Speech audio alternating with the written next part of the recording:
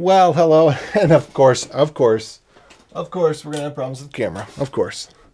Should have checked it beforehand. Let's see if it pops on. Oh, there we are. Oh, and I forgot to turn on any of the lights at all. All right. Well, hello, and welcome back, everybody. So I am live at work, and there's some issues that I'm running into that, well, I don't know. They're just issues. So I'm going to merge in something, and blah, blah. Just welcome back. We're going to code. We're going to code at work. We're doing some Node.js. And if at any point you find any of this useful or interesting, go ahead and give it a like, up, sub, and you can check the description for related, unrelated links. But we're just gonna dive in, and we're not even gonna have a word from our not sponsor, Mr. Mountain Dew, because I'm not sure I'm ready for that yet this early in the day. But here we go. So first of all, interesting problem that I encountered with Moment. I'd be interested to hear if anybody else has encountered this problem before. Moment's prototype gets corrupt.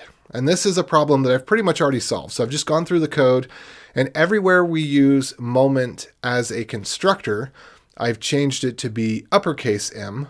And everywhere that we use Moment as a parser, I use lowercase m. So you'll notice I just changed the way that is and made sure that anywhere that it's used as a constructor, it has new. And anywhere that it is used as a parser, we remove the new. And this is because we were getting this weird error about Moment having a prototype property that didn't exist, and that's not possible. So I can only imagine there's one of the reasons that people say in JavaScript don't ever use new is that there's a couple of just strange things that can happen when you use new and when you don't use new on something that's intended to use new. So I just say, leave prototypes to prototyping language features. Don't use prototypes yourself because you don't need to. There's nothing advanced about it that you gain an advantage out of doing it. It's just it uses the nuances of prototypes and classes in JavaScript aren't useful nuances. They don't help you accomplish anything you couldn't accomplish otherwise. But they can land you in some errors sometimes. So anyway, this has already been reviewed. We've done a little bit of testing on it. I feel good enough that this change can go into master. So I just wanted to mention that. Was really the only thing. That's not what I'm working on, but that's kind of was found in a related area of the code. The thing that I'm working on, unfortunately, I'm not going to be able to show you the logs because in this particular case, the way that the logs are, I don't know whether this is our fault or if it's Box's fault, but the logs are exposing our Box API keys into the logs. So I'm going to figure out how I can show this to you in a meaningful way. But basically, I could probably just show you let's rebase off of master now that I've put that in. If we do a Git Diff with master, then you should be able to see, hold on just 1 second. You make sure that the comments looks like it was broken. Okay, comments is back. So hello everybody. And if you want to comment, feel free to do so. Whoops, what's going on? Stream errors. All right, here we go. Okay. So, let's see if I can kind of show what I've been working on here. That's just some deleting some code. Here we are. So there's a bunch of places where there's asynchronous code, and so here's the trick with asynchronous. It may not be important that everything finishes before you respond to the user. You could say, well, it's going to take an extra second if we wait for these tasks to finish before we respond to the user. So why bother waiting? Let's just go ahead and respond to the user and say it was successful. The problem with that is that if your code isn't actually running perfectly, then you are responding to the user with success, and you are potentially going to have, so there are two problems. One is you're lying to the user potentially because you don't know if the operation was successful, unless, if your response is success pending. But the other meaning you still wouldn't know if it's successful. But if you say pending, you're not lying. The other problem is that you get, they call these dangling promises.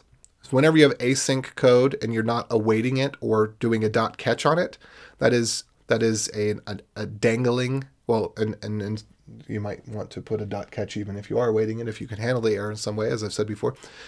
But the error is going to be thrown somewhere. But in the log, you just get unhandled promise rejection error. And you don't get a lot of information about what to do about it. So that's what I've tried to do here, is get rid of any chance of an unhandled rejection error. So I've gone through and I've just changed the awaits. Also, I only return await if there's actually something being returned by the await. Otherwise, I just await. I don't like using return in a way that's confusing. If I use return, it's because something is actually being returned. Anyway. So adding all these awaits in the code defeats some of the benefit of it being asynchronous, because now it is effectively, from the user's perspective, synchronous. They have to wait the however many milliseconds or potentially seconds in order to get the response. But I think that that's one of those things where you optimize for the event-oriented nature once you have gotten your architecture to a point where you can do event-oriented architecture. You don't optimize for that before, because we want to be able to catch errors and do something meaningful with them. Anyway, I'm going to go ahead and cause an error. We have, this is a fake account here, and I'm going to say remove access to this account. And over on my other screen, I'm going to get an error message. And the error message is, hopefully this time, now that I've done those changes I just showed you where I put all these awaits in, hopefully instead of getting an unhandled rejection, I'll get a handled rejection. But I'm going to find out right here with you. Okay, let's see. What did I get? Unhandled rejection. Okay, so I want to track down. There's a couple things we want to do here. Let me open up DevTools. And unfortunately, I don't have anything in my network log, but I'm just going to do the same thing again. I'm going to click the same thing again.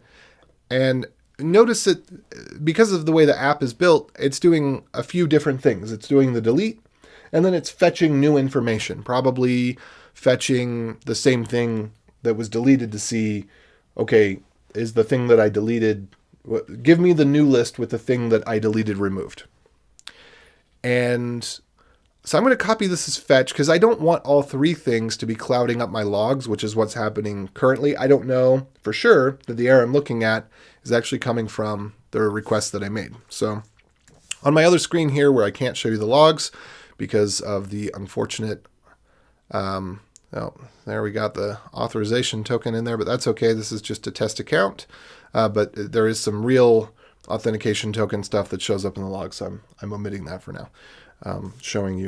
All right, now, yeah, it looks like this is giving me the unhandled rejection is definitely coming from this call. And that is a little bit concerning to me, because I don't know where else I could be putting an await. So I'm going to double check that the code that I think is deployed is the code that is deployed. So I'm here. I should have just added, yeah, that refactor is there. Okay, check out staging. Yep. By the way, welcome, those of you joining in. I'm AJ O'Neill. I'd love to know who you are and what brings you to the channel today. If at any time you find something that's entertaining or useful, go ahead and give it a thumbs up. Otherwise, give it a thumbs down and share with someone that you don't like. All right, so I rebased off of master. I'm going to rebase. Whoops. I can't spell today. Well, right now. Off of partner 2. Okay. And then I'm just going to push -F. Is that actually any different? It looks like it was. So maybe I didn't actually have the code merged that I thought I had merged. So let me check out partner 2 again. Okay. I'm just going to do a git pull here. All right. And then I'm going to do a git rebase master. And then I'm going to do git push -F. So I'm sure that everything that ought to be there is there. Okay, that looks good. And then I'm going to check out staging again. And I should see no difference between partner 2 and staging. Good. So I'm just going to rebase this anyway, just in case, and push again. Okay, so it reordered some commits somehow. I don't know what that's about. Hey, what's up? How you doing, Johannes? Let's see. What are you up to today? All right, now I need to take a look at my logs and see if I notice. It's going to take a minute or two for the build system to kick in. But in a minute or two, I should see the logs show me an indication that this is restarting. All right, throwing inside of an async function. Ooh, wait a minute. Oh, this could be actually a bug in the Box SDK. Now, I think they may have updated. So I'm going to do this. I'm going to check in my package.json because they had a security issue related to the request module. And I'm going to see if maybe they have updated. So let's do at latest. I wouldn't be surprised if they have. Nope. Still the same old. All right. Let's see if there's anything else. Oh, what is the package? Why was the package lock modified? Oh, this is just difference in node. All great on my end. What about you? I'm working on some PHP code. Yeah, I know, PHP. Well, good. At least you're apologizing about it profusely, as all good PHP developers do. So yeah, I'm just working through some bugs. This one is a little bit reclusive because somewhere, well, there's a whole system of errors here that are not being the dangling promises. There's a whole system of dangling promises throughout this chain, and I'm first trying to figure out how to undangle the promises. The actual bug is related to an undefined. So if I look in my logs, I can see that it's trying to hit a URL that looks like a Git, which is why it's kind of confusing to me. Yeah, the method is Git, which that doesn't make any sense because we're doing a delete. We're not doing a Git. But it is essentially a folder ID is left undefined. And so I'm not sure why that is. But it's just an undefined variable. So share folder ID. This right here is what I suspect is actually undefined. I think this variable is the problem. However, the other problem is that I don't have,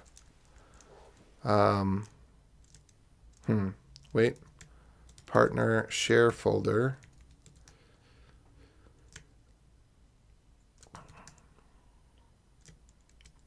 Share folder.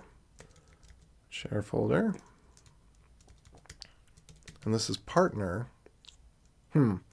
This seems, what was that? Something fell, I think. Oh, well. This seems to be wrong. It seems like this should be if share folder ID, not if share folder. Because here, it's going to be, I might have to look through and see what this share folder, where else this is used. But I think it's getting to this point. And I think it's failing here, but I don't know why there's a get afterwards. That's part of what doesn't make sense to me. Remove access to box. So I'm going to go under util storage. Let's see, API util storage. Remove access to box. Okay, box folder. Okay, this is the get right here. But this should be a folder ID, I think. Let me go back into the file I was just in. Box root folder. And then box ID.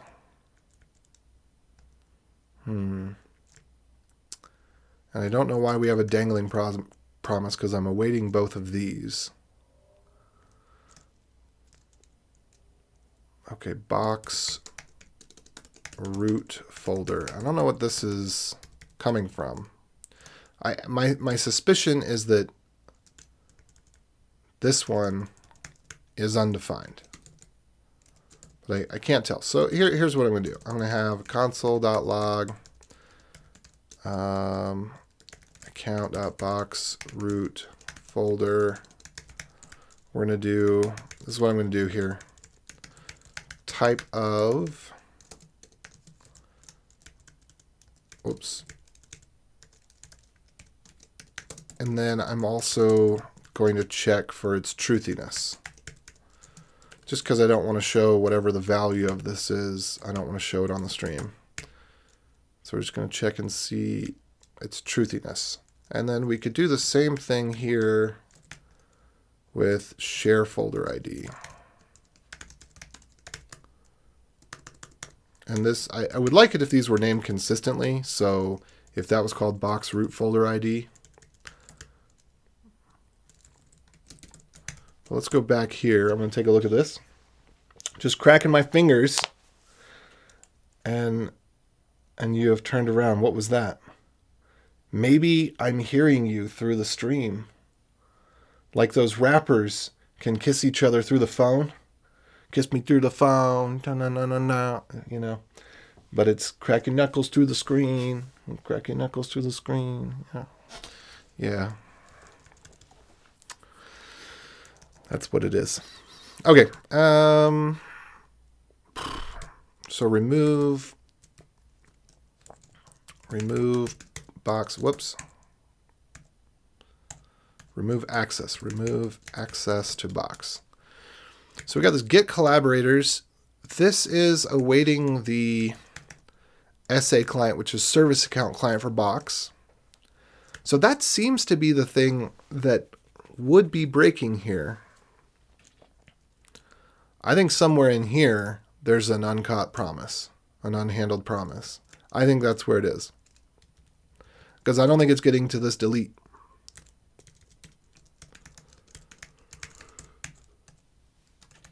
And what I'm going to do, let's see, did staging restart? Should have by now. A bunch of logs have gone through, but I don't see the log I was looking for that would be the service restarted log.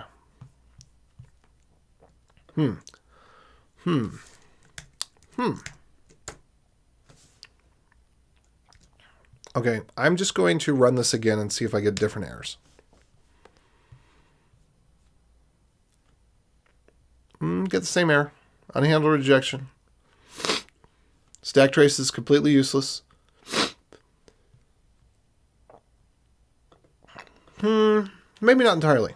I'm going to take a look. Hey, Jay, what's up? You didn't know I moonlit as a rapper? Yes, I do have access to your mic. Of course I do. Why would I not have access to your mic? Duh. Yeah, I moonlight as a rapper. I'm Dr. J. Of course. That should have been obvious. About images this week. Okay, I just got a message about something I didn't understand.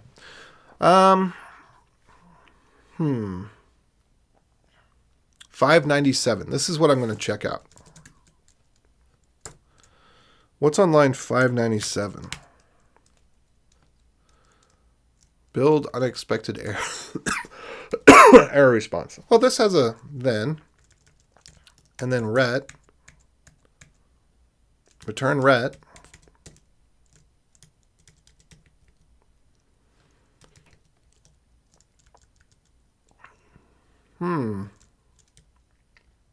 That looks right.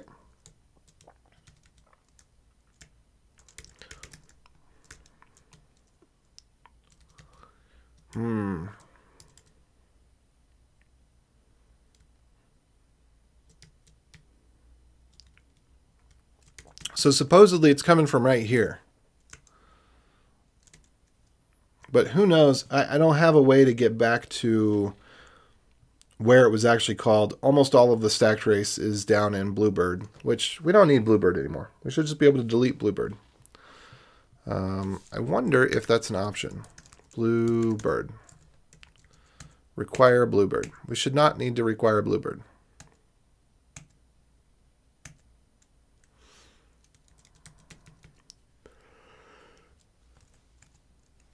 We should just be able to get rid of all that.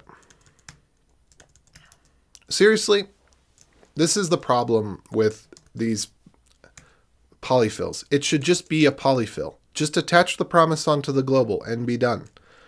If something doesn't have a promise already. So this should be if undefined equals type of promise, and then you just do global promise equals Bluebird.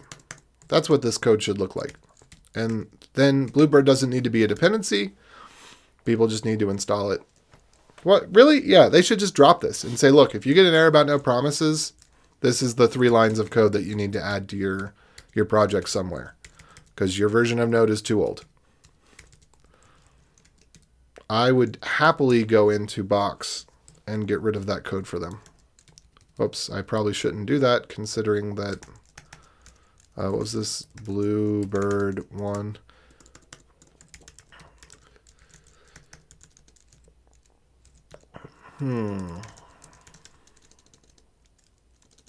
Bluebird 1. There we go.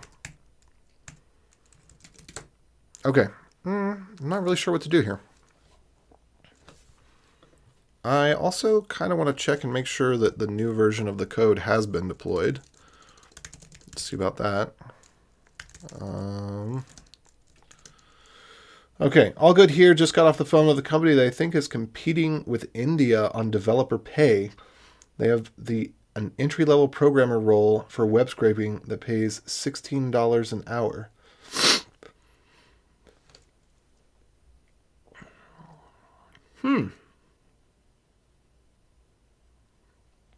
What do you do about that?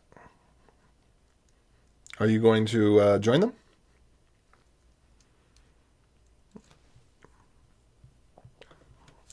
Or hire from them?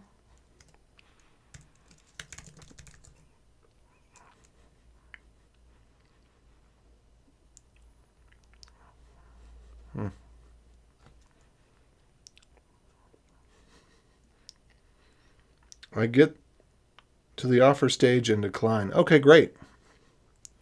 That's great. Now, what does that do for you?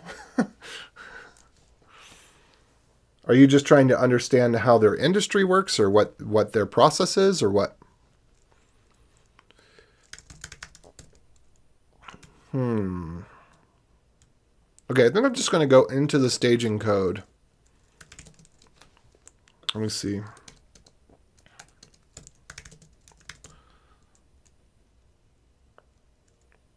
Okay. Let me see. What do we got here? Libutil. No, API util.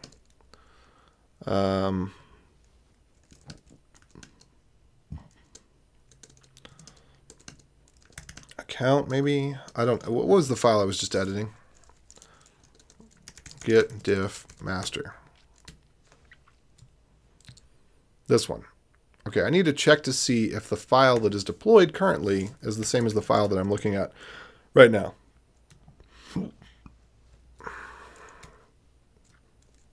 Remove partner from account. It looks right. Okay, I'm just gonna, I think what I'm gonna do is just check this out on the staging environment, and then see what happens when I'm looking at the logs. I might bring this code window over. Hold on just one second. Yes. I am on the stream, just FYI. Oh, okay. Oh, now you're gonna run away. My wife is afraid of the stream. She's afraid of it. She thinks it's gonna bite her. She's too pretty for the camera. Maybe she'll text me. Maybe I'll never know. I'd rather increase my skill level and go for a company that values development. Oh, now I see what you're saying. I see what you're saying now. Well, if you're a high school kid, $16 an hour for web scraping, that's pretty decent. And web scraping is kind of a scraping by, bottom of the barrel, pun intended type of job, right? It's valuable work, but it is something that a kid can do. So I would say if web scraping is what they're trying to accomplish, it's not. I mean, it's good work, but I wouldn't expect to get paid a lot for it. That is Fiverr type of stuff. So I agree with you there. Give me practice interviewing. Yeah, absolutely, 100%. I'm in no rush to get the first dev job. I need to increase my abilities first. I'm wrapping up 12 years in the Coast Guard at the end of this week. Yeah, okay. And I'm sorry, because I don't remember everybody's backstory because we talk and whatnot. And, sometimes I don't see you for a couple weeks or a couple days or whatever. And so I think you told me the thing about the Coast Guard before, but it takes me a while before I can remember who's doing what. Yeah, to me, $16 an hour, it sounds like something that if I was in high school, that's what that would be a dream to get paid more than McDonald's to be able to do something that I like. And in fact, it was a dream. And I think I got paid $9 an hour to do programming and tech support. Well, I didn't actually get paid to do the programming. I just happened to be able, I was not prohibited from doing the programming. Okay, so we're over here on staging now. Notice the color changed because I have iTerm set up to change colors. There we go. And we're just going to go into the same file. I'm just going to see if I can apply this diff, essentially. What is this? Console. Yeah. I just want to see if this is the place where the error is happening, because I think it is. What? Oh, whoops, I'm on the wrong one. There we go. That was my gray screen, not my green screen. And then let me just copy basically what I have in here. Oh, it's right there. So I'm just going to copy that and put it right there. Do I have my tools on this one? Yeah, I do. Look at that. I've got my tools in the staging environment. All right, so now I'm going to be able to restart staging and find out what's going on.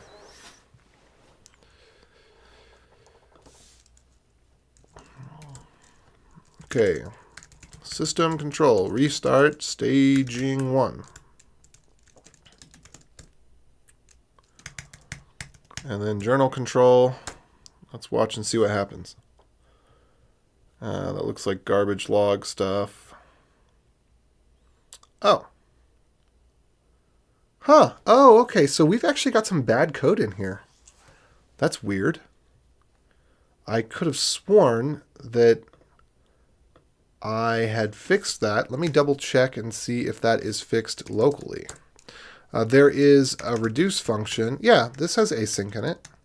So something's going wrong with the deployment on staging, I think. Because this did not deploy. And this is... That's the current iteration of the code. So, something might be amiss there. So we definitely have a mismatch between the code. Let me see what I can do about that. How do you manage deployment technically? Git clone, rsync, something else? So there are... Ryan and I... There's Ryan the Lion, and then there's Ryan Burnett. So Ryan Burnett and I created a system called Git Deploy. We wrote it in Go. And basically, I wrote it in Go, but he helped. Feedback and stuff like that. And anyway, so it's basically a poor man's GitHub Actions. It's a self-hosted GitHub Actions or CI/CD or whatever. So when you git push, it gets the Git webhook, and then it runs the deploy steps. So I also use GitHub Actions for some things. But I do not drink the GitHub Actions Kool-Aid. I don't recommend that anybody drink the GitHub Actions Kool-Aid. I think the GitHub Actions Kool-Aid is a poison drink. And I have a little repo for exploring GitHub Actions without the Kool-Aid, which I will link here real quick. GitHub Actions without the Kool-Aid. So this is how you just use bash and create GitHub Actions. And if you want to see a good example of it, a good example would be if you go to bliss.js.org. The template here is example bliss template. That runs with GitHub Actions.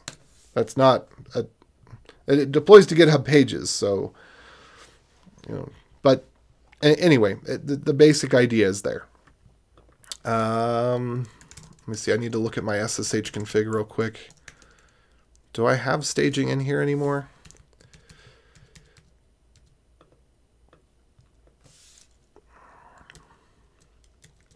See, I may not have staging in here. We need to, for most of these things, I think we need to get off staging and get back on development.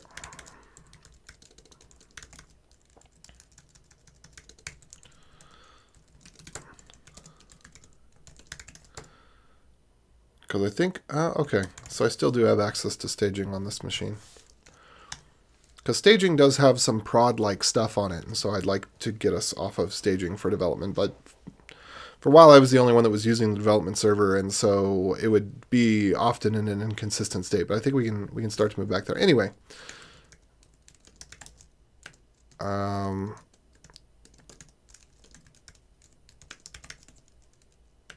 what is it? This one? Let me see. What is the name of the folder? What are we at? Yeah, that's what it's called. Okay. So I'm going to sync that over, and I'll have to figure out what's going wrong with the deploy later. But I think the deploy, for whatever reason, is not deploying.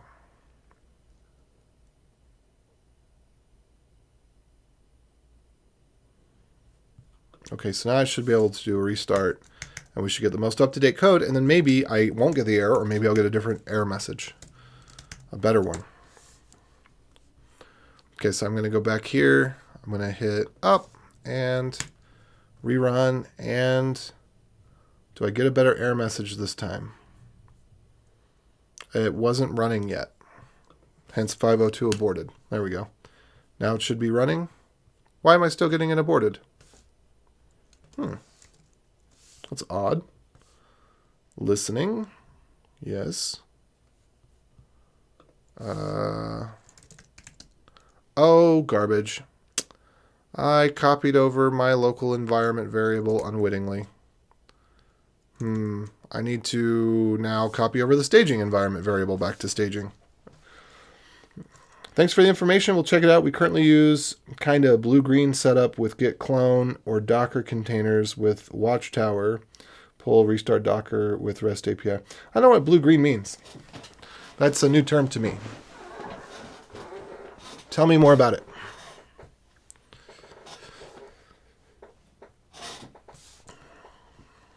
Okay.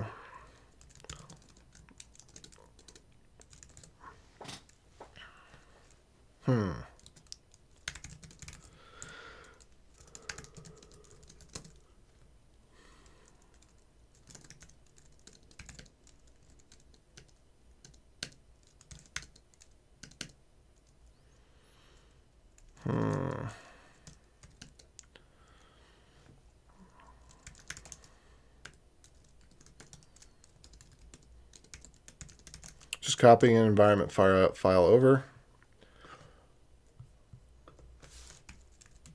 And I'm going to delete all the environment files here because I copied over all my example and test ones, which we don't want.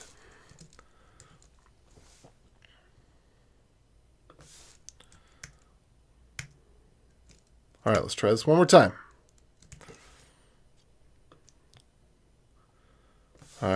Sorry again that you can't see, but things are what they are here. All right. Looks like it started. Okay. And then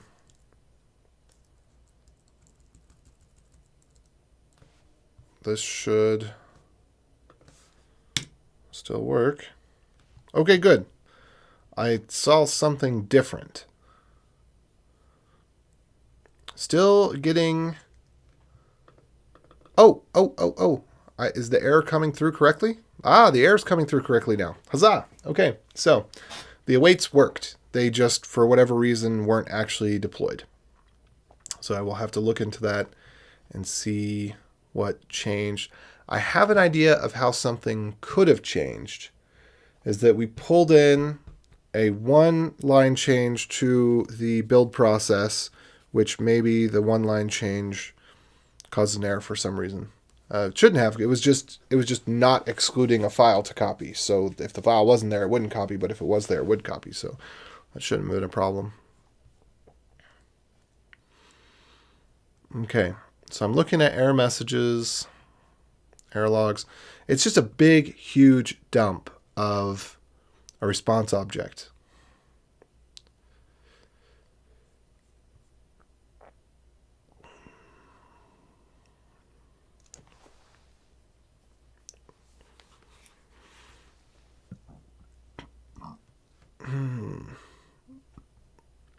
All right. And indeed, I am getting undefined false where I was suspecting that I might. So now what I want to know, yeah, right here. So this is indeed undefined. So what I want to know now is what is there? And I'm going to send a message because I think this has to do with switching between the dev and production, the way that Box is working. I don't remember what exactly it is, but we're obviously doing something different between development and production. And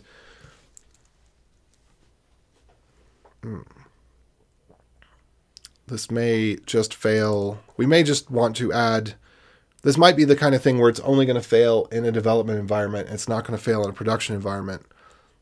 In which case, we just need to figure out what to do about that.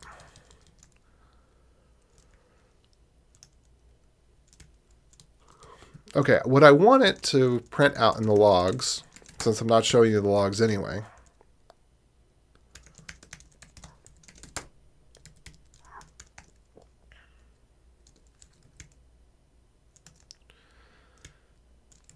I want to see what's actually on that object. So let's go this route. Okay, I'm going to restart the logs here. I'm going to give it 2-3 seconds. And then I'm going to make the request again. And we're still going to get the error.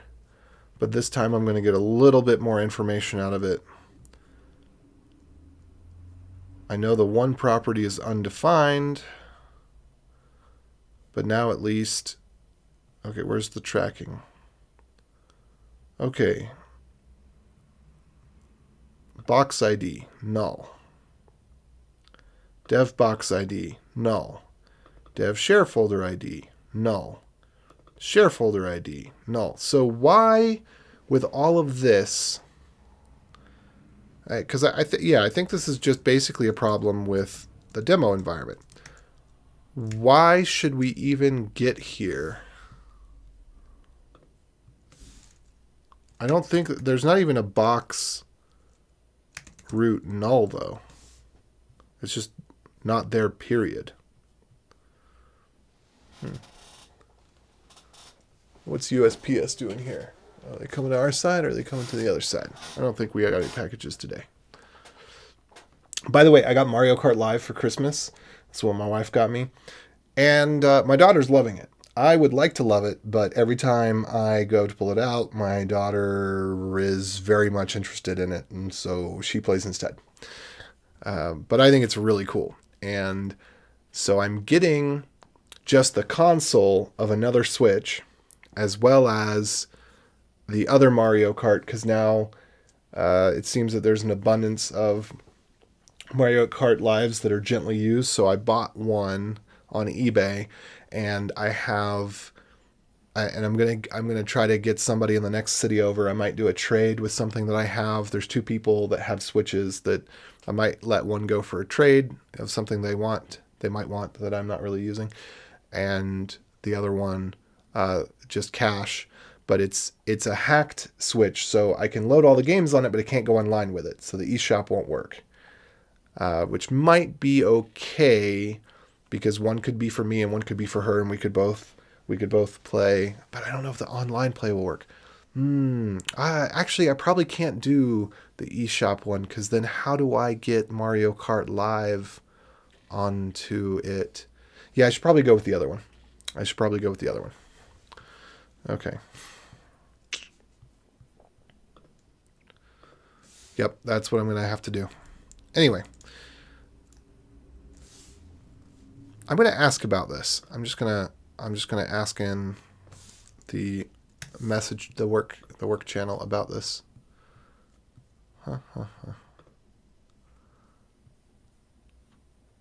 Where does this go?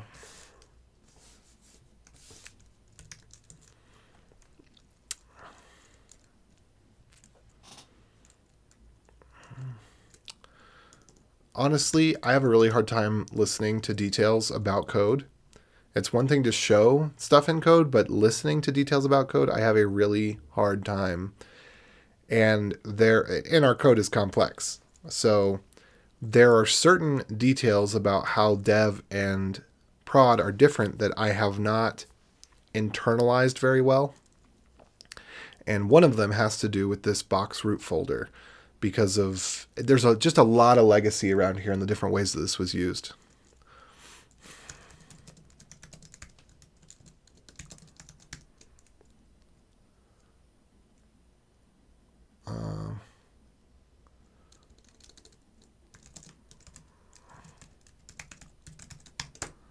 Okay, let me catch up on comments here. The true blue-green would be that you have two production environments, one active, one not. You deploy your code to the inactive one. After success, you switch traffic from the active to the inactive one. With this, you can deploy without downtime, very easy, revert the old state just by routing traffic back to the old one. This also allows you to do fancy stuff like routing 20% of the... Yeah, that's cool. That makes a lot of sense. Hey, what's up, programming with JavaScript? We use this by cloning another directory and symlink that new one. So I don't know that would really work for us because we deploy kind of three things. There's the front end, there's the back end, and there's the database. And if we make a change to the database, typically there is no way to reroute, that everything has to be up to date. The front end has to be able to handle the model changes. The back end has to be able to handle the model changes. So I don't know that we could really do that type of pattern.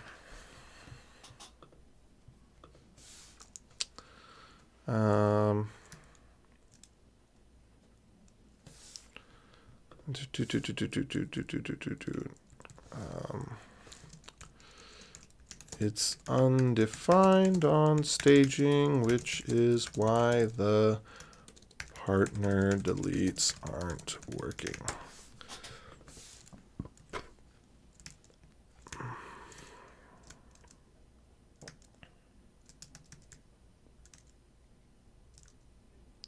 Yeah, I think that's not being used. There's a lot of the stuff that probably ought to be cleaned up. So do we have a live? All right, so maybe I should do this. All right, let's just do this. If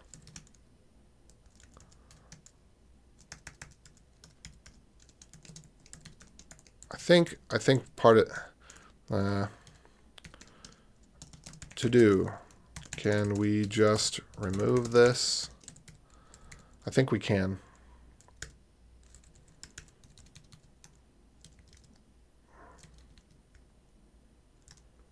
And I don't know what this share folder is.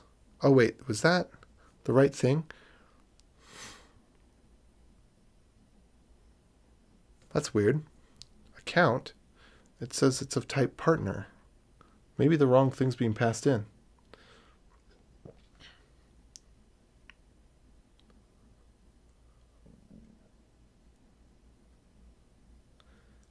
Yeah, that breaks when you have to deploy multiple systems that highly depend on each other and are not bundled in the same thing, be it an application or something else you can deploy once.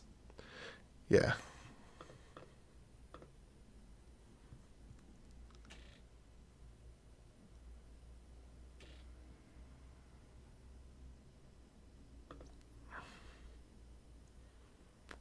Okay, it should be getting defined. Well, it's not. Okay, disconnect account from partner box. So, okay, I think we got a problem here. I think it's a different problem than what I thought. Let's see, account type, partner type. This is the wrong wording, but I think this is going to reveal the problem. Account and partner.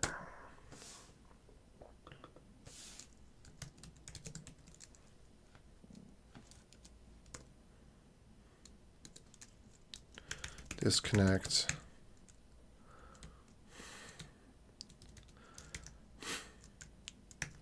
Okay, this is an account query. We can all see that this is an account query, yes? We can all see this is a partner query. And account is named account, partner is named partner. Remove partner from account. All right. Oops.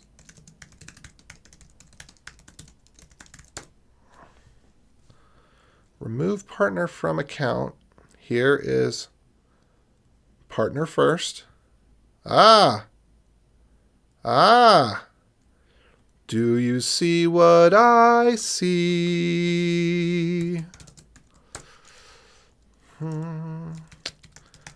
This is the problem.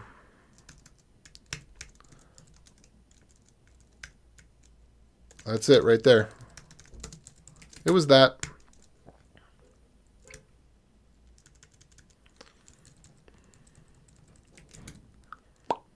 That's the bug. Dollars to donuts, which is a phrase I learned from Psych. I use lots of phrases. I don't know what they mean or where they come from, but that one comes from Psych. All right, now let's see if this works.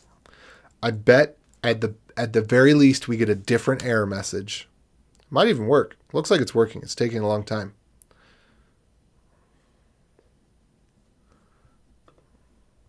Yep, it worked.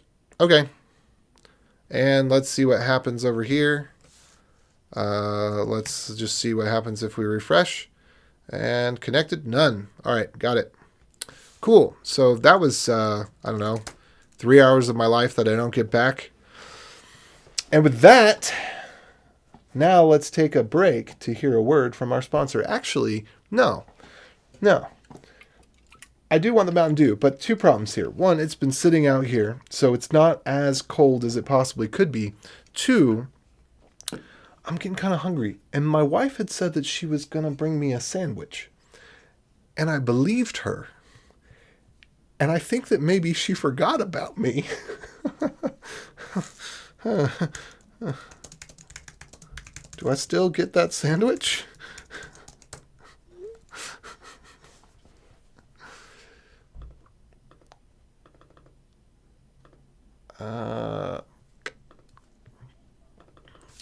I found the problem. Okay, so what I need to do then, let me do a Git Diff here, just see. I think the only, whoa.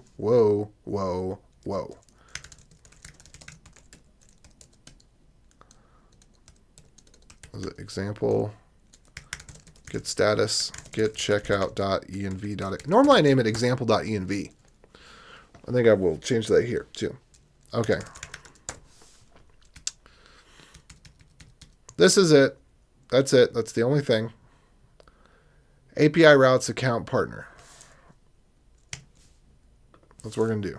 Source API routes account partner.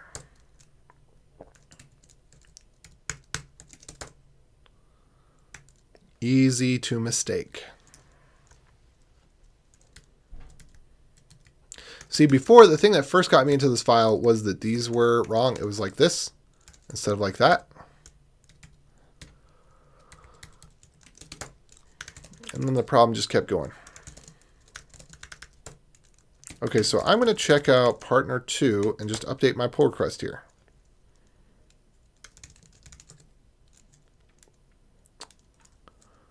All right, diff source. Yep, that's correct. And then this we don't need. We don't need the logs in there.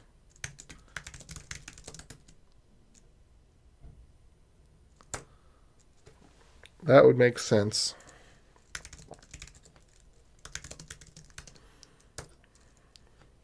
Okay, I think that I already got a positive review on this. Let me double check. I think I'm approved. Yeah, I've got the approvals I need. So I'm just going to go ahead and, let's see, git stash. No, hold on, git stash pop. No, I'm not going to worry about that right now. All right, git pull, git rebase master, git checkout master, git rebase partner 2. All right. Now I'm going to check that out again, and I'm going to get stash pop. And I really don't think I care about the package lock. Yeah, I really don't care that much about it. We can leave that be. I just care about this. And this is fix for, I don't know, delete partner.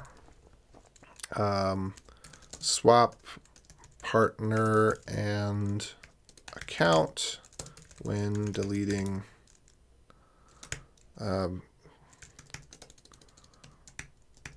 partner. And the one nice thing about typed languages is they prevent problems like this. You would not get this problem in a typed language because the partner type and the account type it just wouldn't compile. It wouldn't run at all.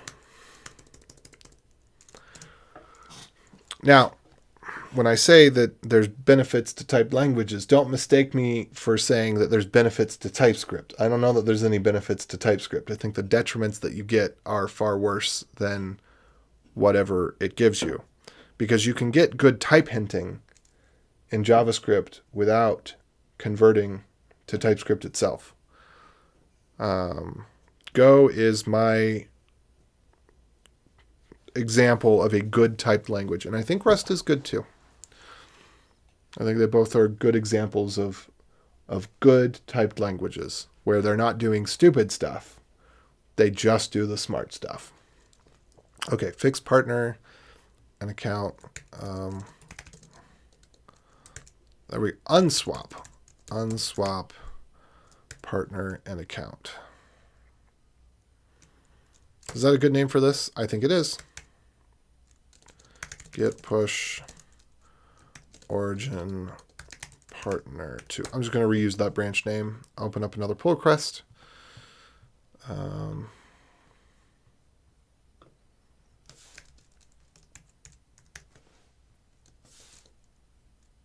There we go.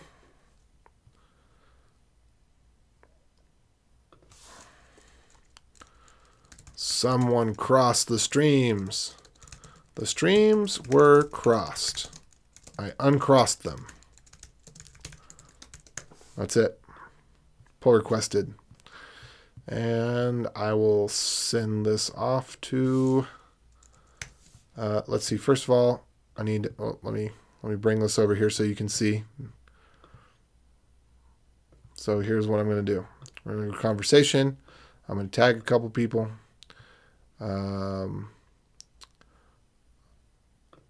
Let's see. I don't know. Is he online right now? He is not online. He had to report something. There was something not good in the neighborhood.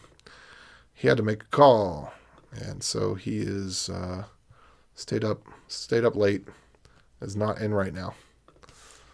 All right. So there we go. And let me go drop this in the dev channel because I tag them on GitHub and then I tag them in the dev channel and post a link. One line fix for partner delete. Cool. All right, let me go see if there's some other bugs I can tackle.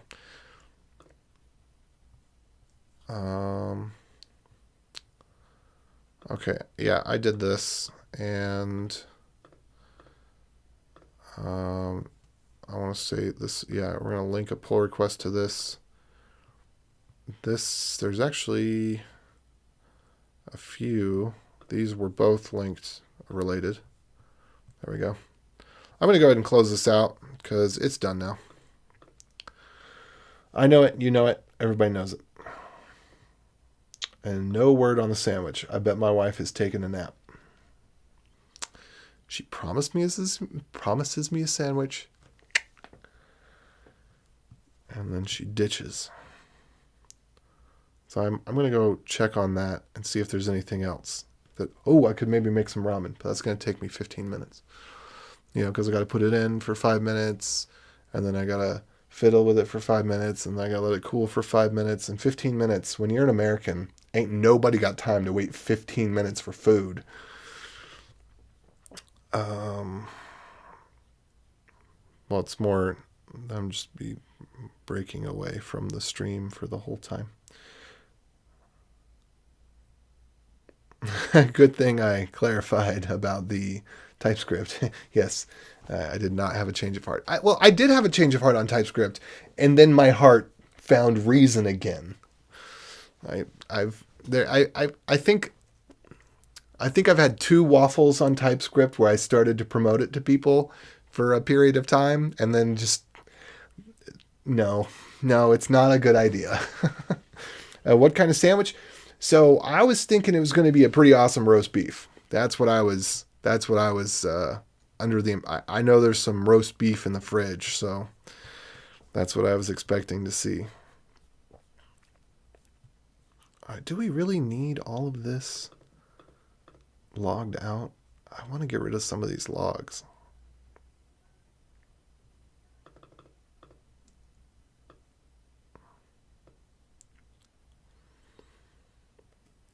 Okay.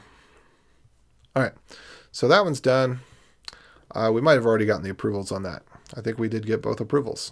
Yep, we got both approvals. Well, that's embarrassing. Not to me. I fixed it. Might be embarrassing to somebody else. I mean, I do plenty of embarrassing things. Oh, wait, why does it say? All right. What? Git status? Git stash? Git rebase? Yep. Git push? Yep. Okay. Git branch -d partner 2. What else do we have? And then git checkout staging, git rebase master, git push -f, and that should go through. I wonder what's going on that didn't go through before. All right, let's see if there's some other issues I can knock out. First week of the year, just doing a little spring cleaning. Finish scoping. Oh, wow. It's assigned to everybody. All right. Yeah, I think that's a good task for next week, maybe. Document email templates in a easy to update, easy to find place. They've got them kind of documented, but should they go somewhere else? Maybe. This one is one that I actually would like to figure out what this is doing. Unhandled rejection.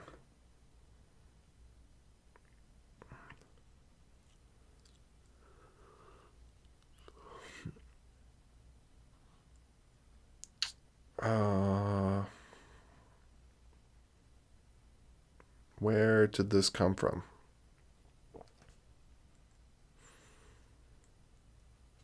See, I don't know if these messages are actually related to that message.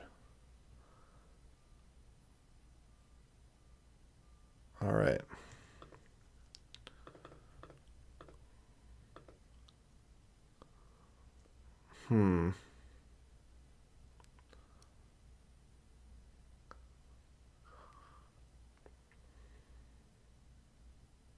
Well, it's somewhere where Axios is being used.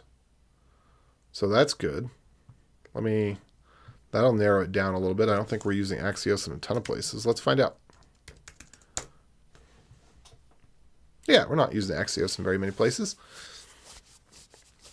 Oh, look. Here's one called PandaDoc. Could that be it? I wonder.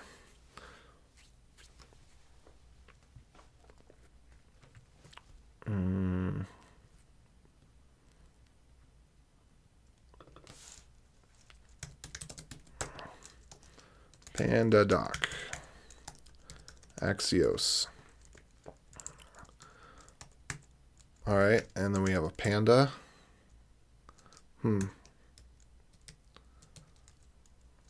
Okay, that's problematic. Do you see why that's problematic?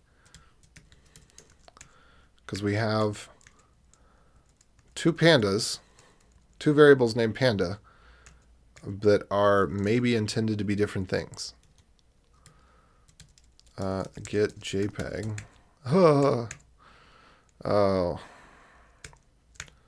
So that's, we don't need this here. That's overdoing it. And I'm assuming that this actually does need to get the thing. Oh, response. No, we do need that. We do need response.data out of this. Okay, that makes sense. Never mind. All right. So here's the thing. I am going to go check on that sandwich, or at least the kitchen, to see if there's anything else there. This get document fields currently does not do anything useful at all. And I've got a function in here. I think it's errors.log.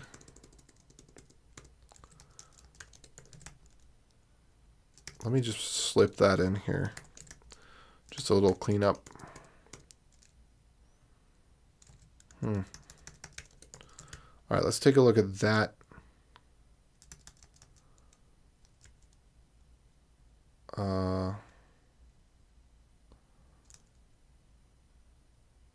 Let's see. Maybe I'll leave that one alone. Hold on. Source lib errors. And then I'm pretty sure I have a log function here. Log. Oh, yeah. And then it's the banner, and then it's going to log the message. Right. Okay, cool. So this is what I was doing is exactly what I should do. Errors.log. Give it the banner. So there's the banner. And then it will also log the error message. But I'm assuming that the intent was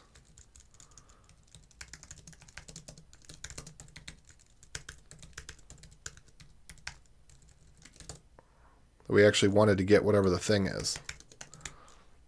And I'm going to do this. We can only assume that the ID is going to be something useful. All right. That maybe could fix it. I don't know. Let me see. What did the error say more specifically?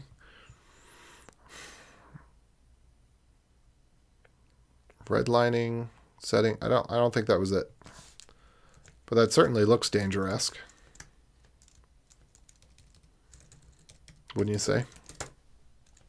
Hey, welcome. We are just I'm just working on some bugs. I'm just going through some GitHub issues.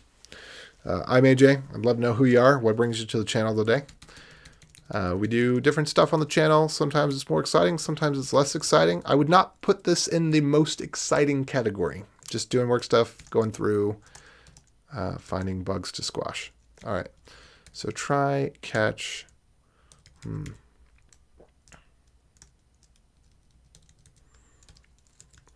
So I like getting rid of try catches because they're useless.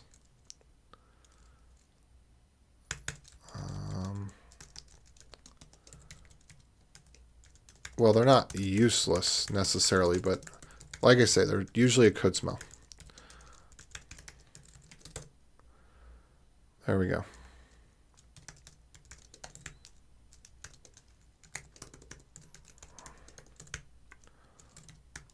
Okay. What? Resp.data.results is, I think, what we actually want here.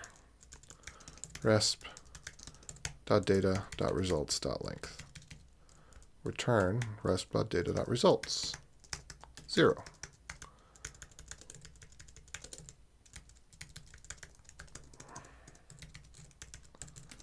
There we are.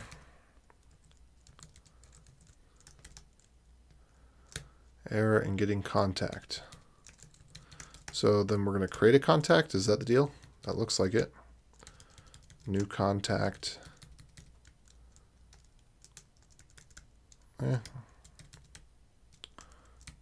Get or create contact.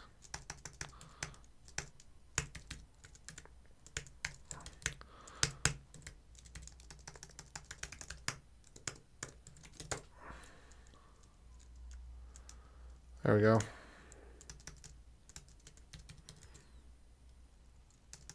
Resp has already been declared. Whatever. Well, I'll leave it. That is more communicative anyway.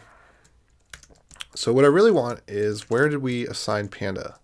Base URL, base URL. So what's the difference between the two here? So this one does not have any authorization information. This one has authorization information.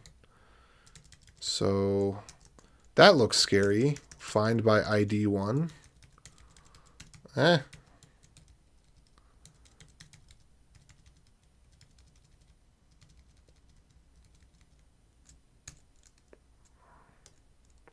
So what's the point of this one? Right? Because really, we need this one.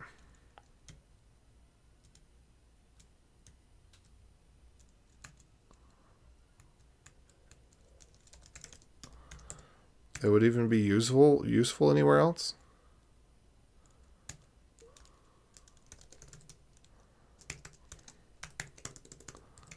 I don't know if I'm just kind of doing some blind refactoring here.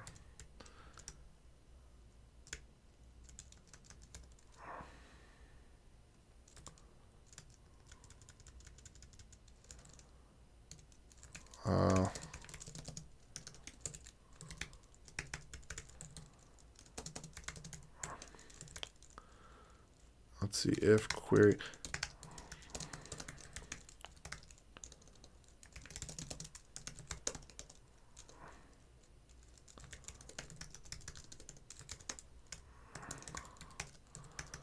Okay.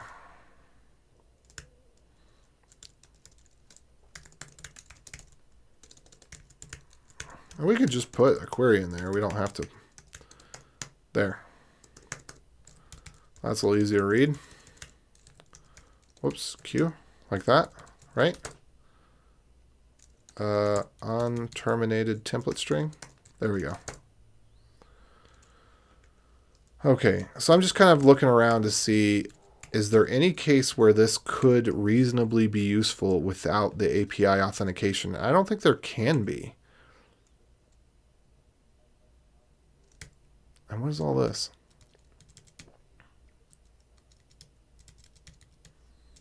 This is just confusing to me. Is this meant to be useful? Panda doc sign in.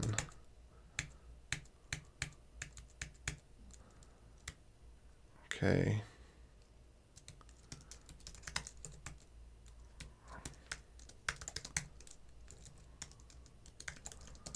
Why do we have 2 of these? I think I'm just going to submit a PR and just say, why is this here? And just raise the issue that way.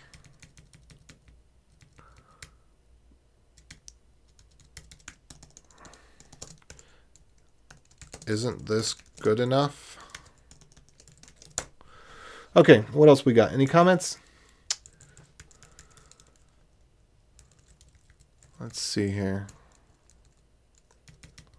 Set up interceptors.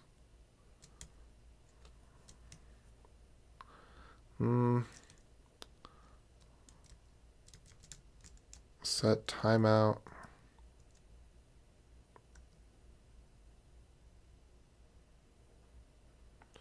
Response. Why do we want to set a timeout? Query.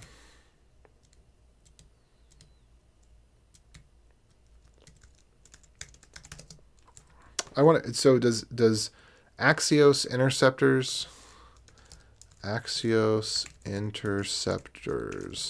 do we get to use promises with those? Promise based. It says so. Interceptors. Use, return, config, promise. What? It appears to be a promise. I think it's a promise.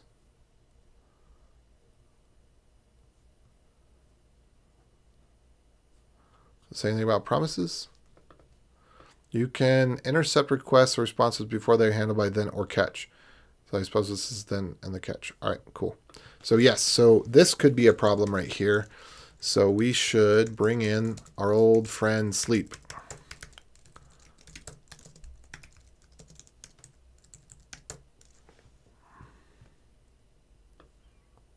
There we go. That way it continues to be a promise.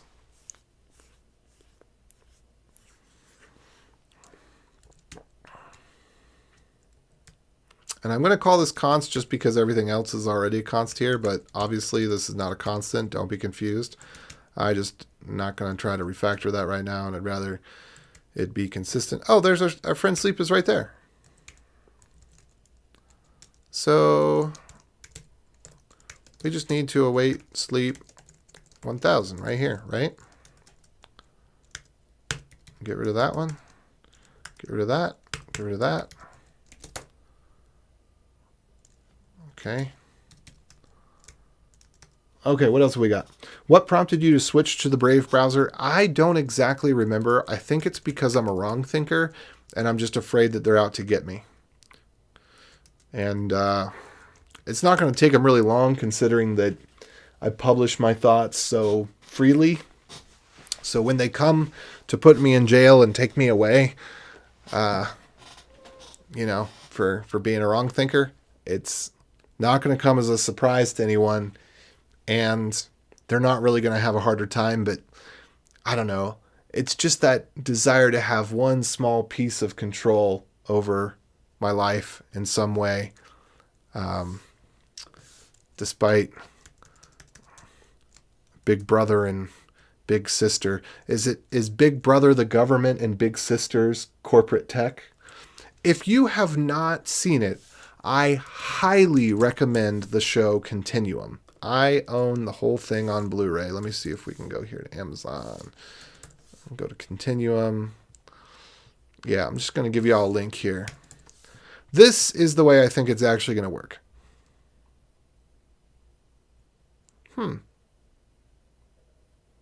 I wonder if this one inspired this one. That happens all the time. Now I want to know what this one was about.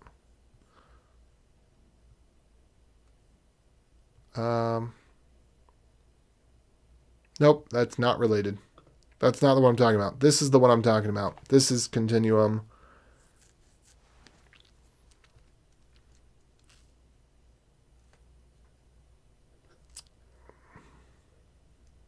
There you go. I'll link you to this.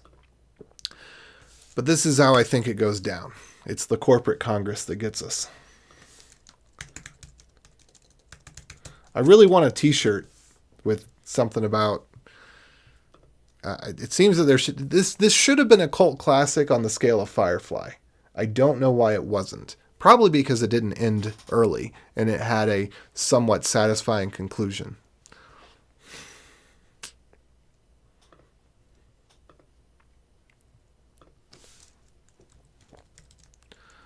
All right, if filters.length.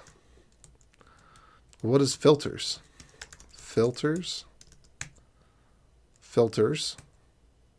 So we don't need an if filters.length, do we?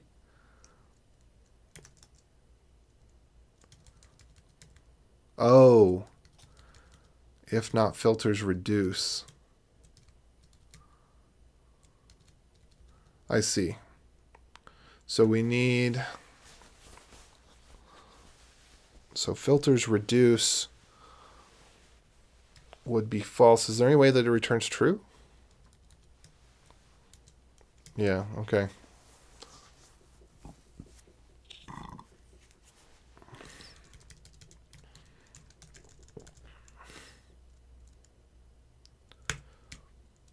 I would go with maybe this.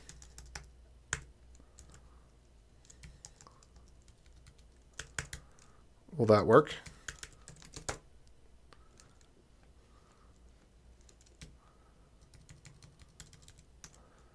So this would be true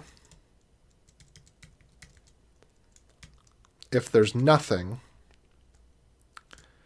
and it would be false if there's something. So it will default to true. Let me try this out real quick. So we have an array of nothing. Reduce. So let's do var a equals an array of nothing, a dot reduce.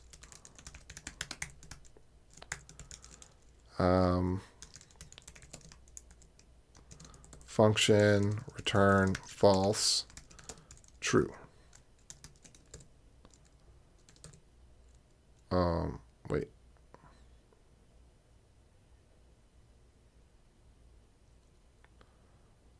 All right. So that does the right thing, right? It never runs the function. It just returns the accumulator.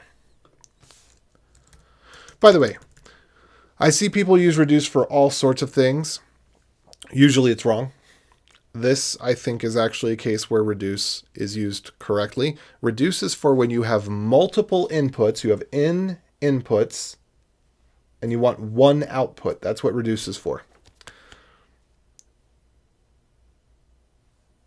Yes, it's fitting since the CEO of Brave got forced off Firefox for wrongthink. Yes, it is. Indeed, it is.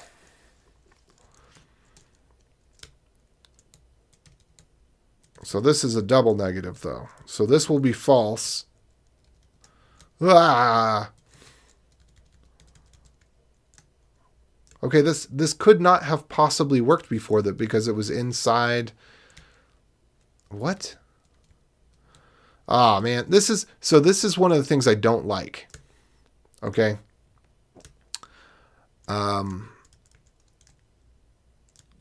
Wait, if type of is object, then response data, otherwise data response data. What?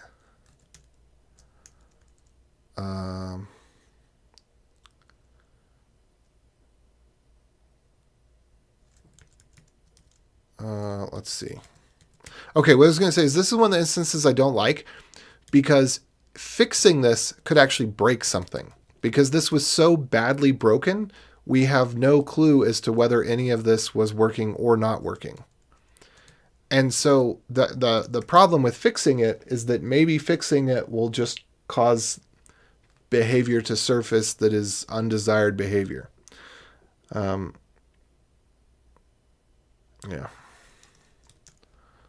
Because if you have this whole block of code and none of its conditions are ever executed, then maybe we're better off that none of the conditions ever executed. Because since they never executed, we don't know whether they're correct or incorrect. Okay, let me see with this, though.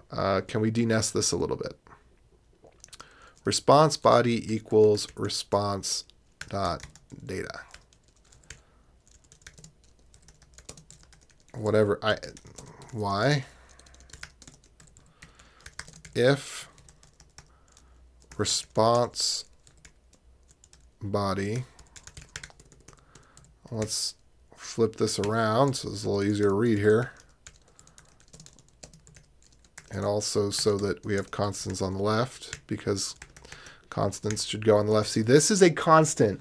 Friends, you've wondered, what's a constant? What does a constant look like? That's what a constant looks like. That's a constant. It cannot change. It's the string object, and it is a constant. It will never be a string that is anything else. It is not variable. We could assign it to a constant, and it wouldn't do us any good because it wouldn't be any more communicative. But anyway.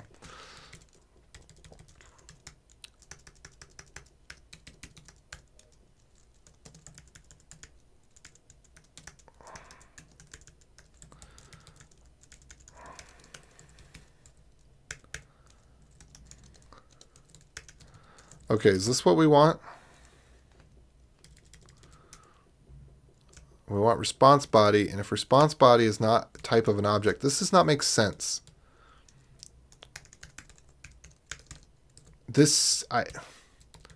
What could this possibly mean?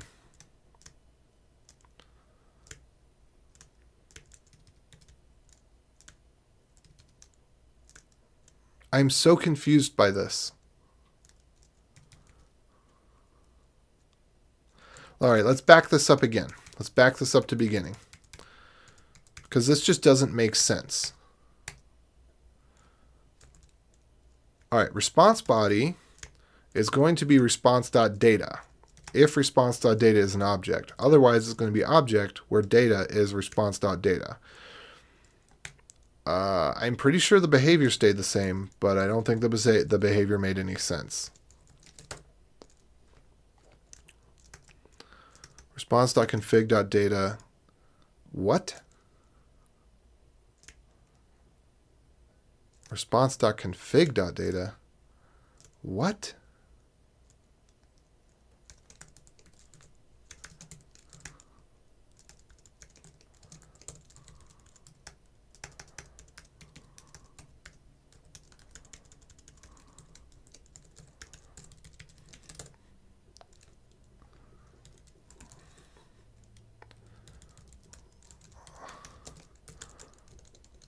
Okay, let me just see.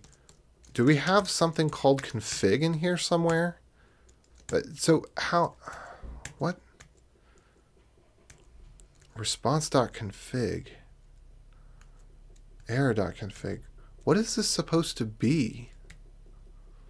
I'm very confused.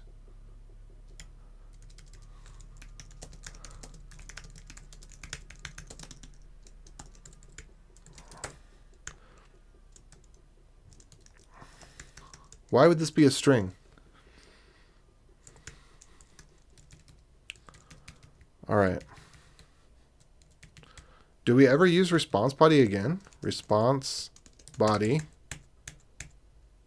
Okay, we do down here.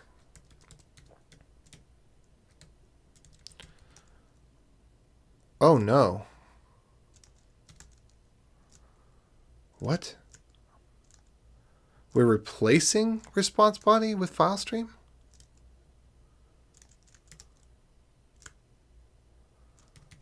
What? Huh?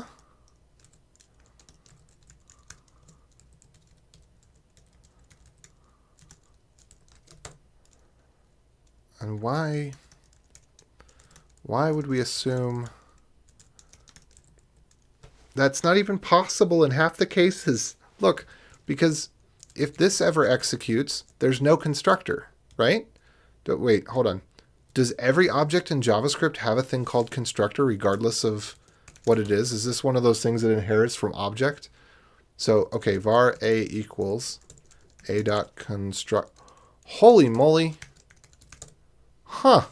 Well, look at that. Learn something new every day.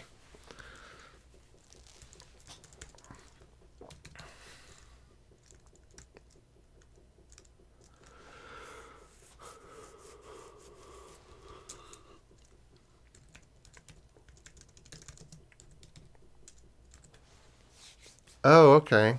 So we're just making a copy of this? What is it called inst for?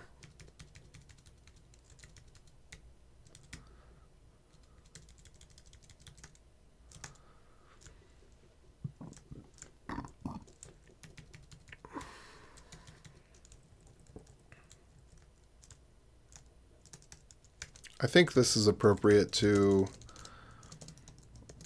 leave logging true async.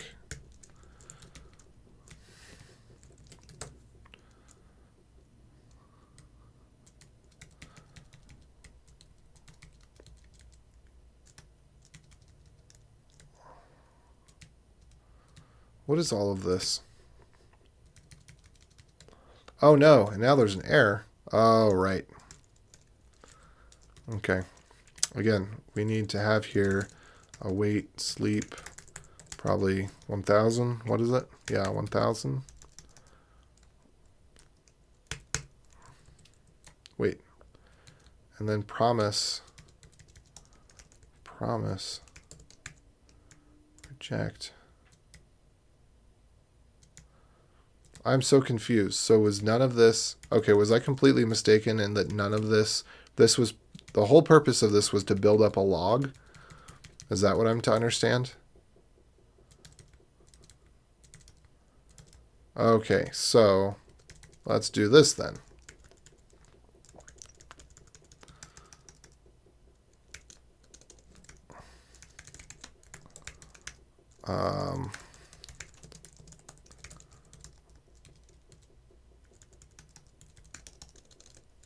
I don't know. Log response.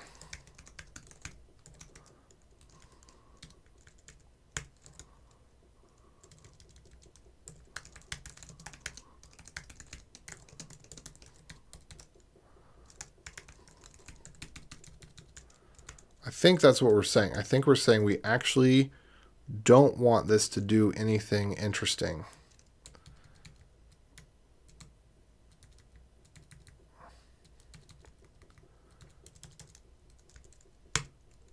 Okay, got it.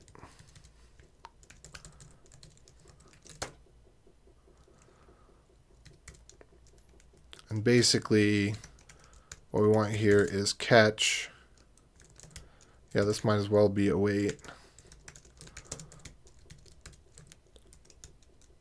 And then this can be async. And then we're going to have filters here.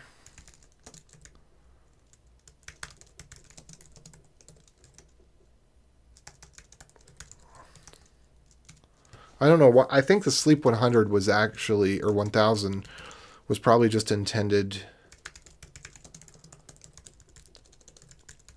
to make the logger. Okay, there we go. Let's get rid of this. Can we get rid of all that?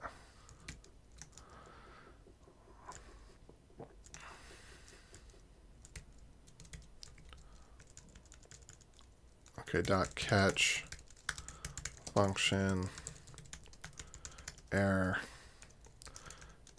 dot inst equals inst, then error dot inst, like that.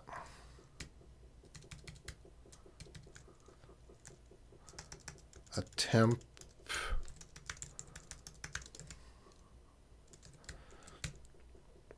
Yeah, I don't know what all this is about.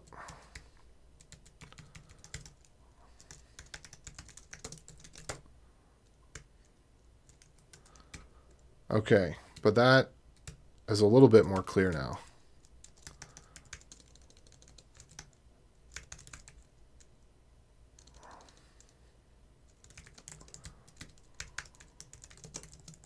Hold on, let me make sure I have this right. I'm going to check the comments there. Sorry, I haven't been checking the comments very much. Do we have any more comments? No, we don't have no more comments.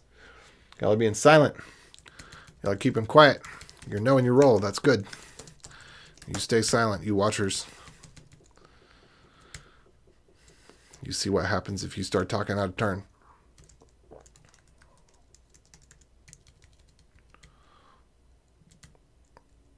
Okay.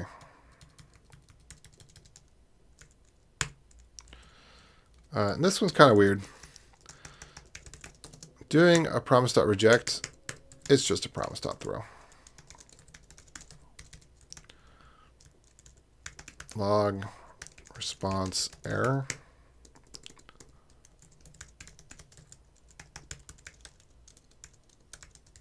Oh, whoops.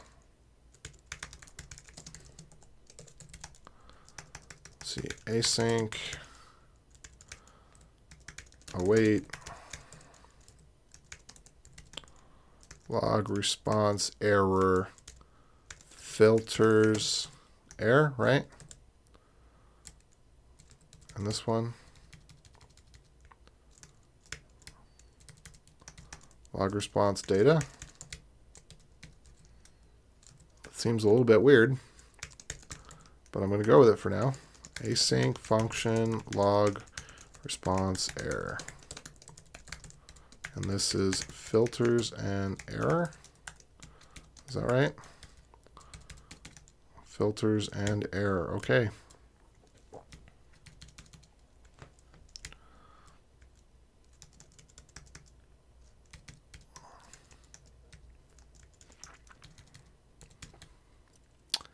And then what do we got down here? I'm just catching an error.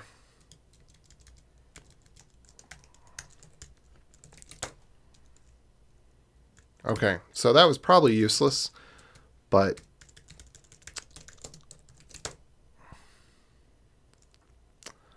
I'm kind of glad I understand it better now, maybe. Again, here, what we want to return is not filters. So if it's 0, it's true. Otherwise,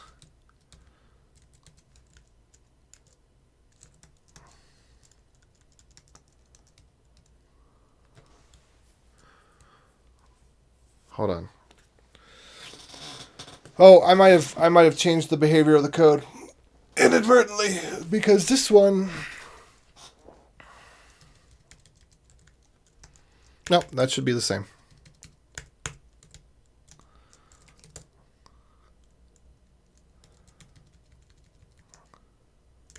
Wait, no. If it's true, it's false. If it's false, it's true.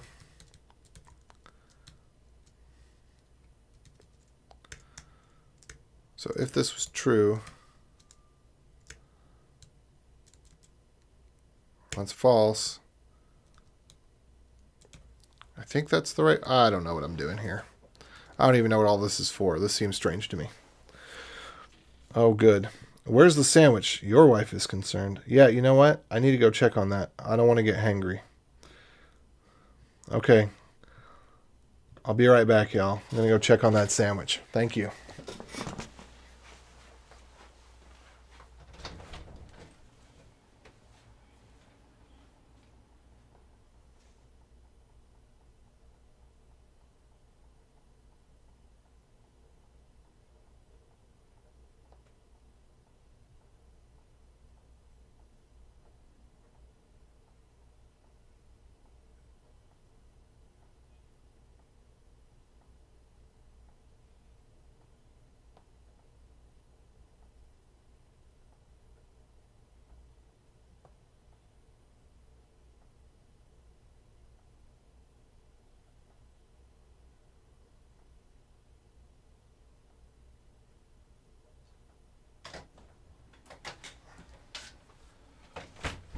All right.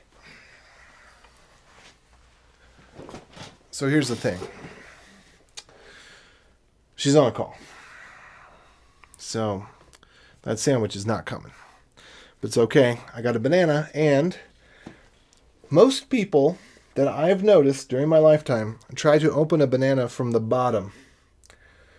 Now, most people think that a banana, I don't know what they think. Bananas grow like this. This is the top of the banana. This is the bottom of the banana. If you open the banana from the top, you just pinch. This one's a little green. There you go. It splits right open. And this is where the flower is. Because, you know, fruits and flowers and all that. I know a lot of Americans don't know, but the flower precedes the fruit. Wherever there is a fruit, there once was a flower.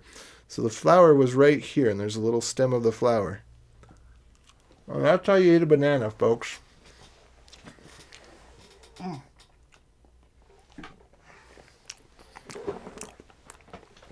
We Americans were too far removed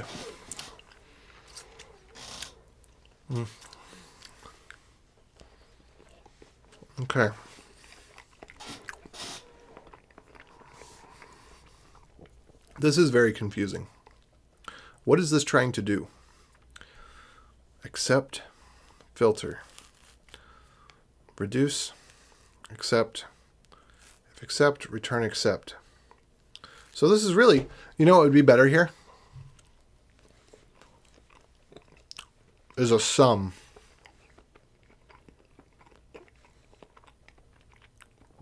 Because essentially, if you know you're going to accept this, then you just return true, period.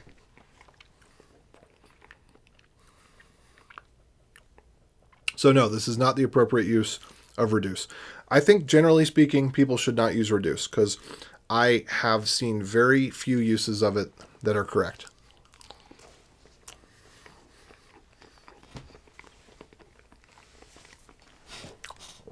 If you want a Boolean, then you either want some or every. Okay.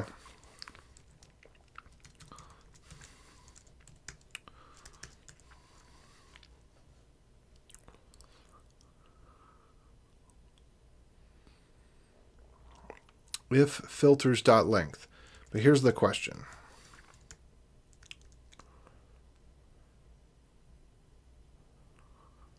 Filters.sum. Because what happens if we do this? A equals array, a.sum is false, right?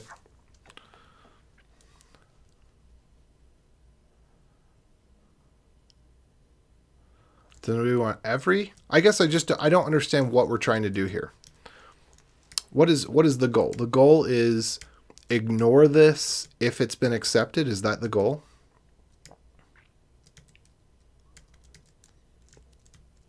I need to look back at the code, what it was like originally to understand. Filter error request method is not filter method, return false.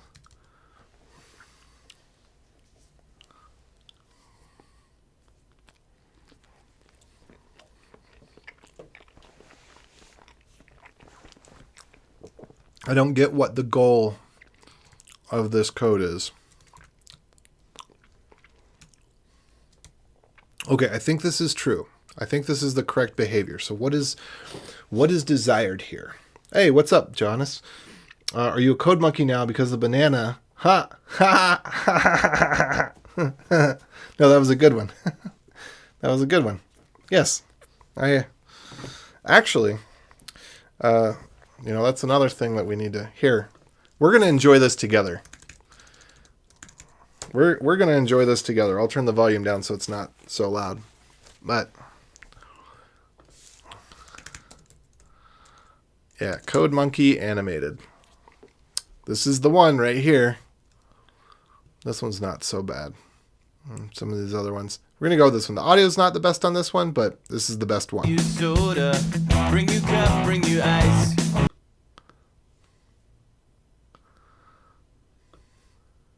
Code monkey, get up, get coffee. Code monkey, go to job. Code monkey, have boring meeting with boring manager Rob. Rob say code monkey very diligent, but his output stink. His code not functional or elegant. What do code monkey think? Code monkey think maybe manager wanna write goddamn login page himself. Code monkey not say it. The expletives there, folks. Not crazy, just proud. Code monkey like Fritos. Code monkey like Tab and Mountain Dew. Code monkey very simple man with big warm fuzzy secret heart.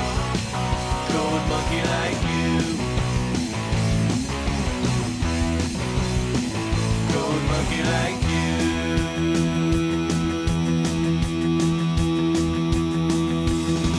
Code monkey hang around at front desk till your sweater look nice. Code monkey offer buy you soda, bring you cup, bring you ice. You say no thank you for the soda, cause soda make you fat. Anyway, you busy with the telephone, no time for chat. Code monkey have long walk back to cubicle. He sit down, pretend to work. Code monkey not thinking so straight. Code monkey not feeling so great.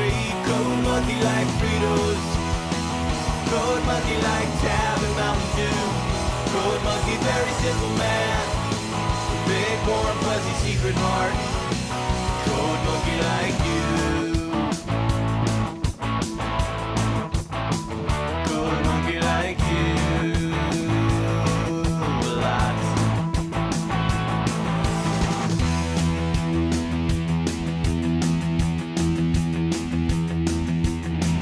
Code monkey have every reason to get out this place. Code monkey, just keep on working. See your soft, pretty face. Much rather wake up, eat a coffee cake, take bath, take nap. This job fulfilling in creative way, such a load of crap. Code monkey thinks someday he have everything, even pretty girl like you. Code monkey just waiting for now. Code monkey says someday, somehow. Code monkey like Fritos. Code monkey like Tab and Mountain Dew. Code monkey, very simple man. Big, warm, fuzzy secret heart. Code monkey like you. Code monkey like you.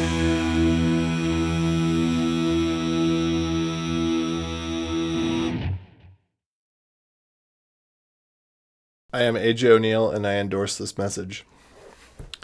Also, highly endorse Jonathan Colton. Tons of great stuff. So, anyway, I hope that you enjoyed that more than I did even.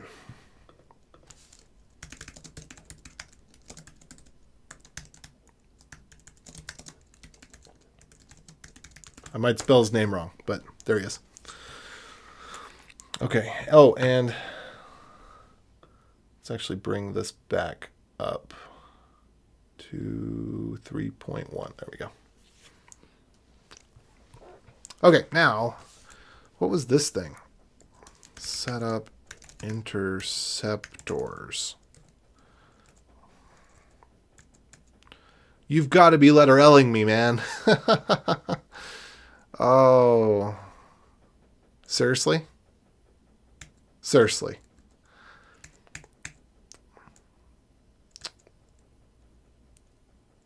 There are no filters. Instance name filters.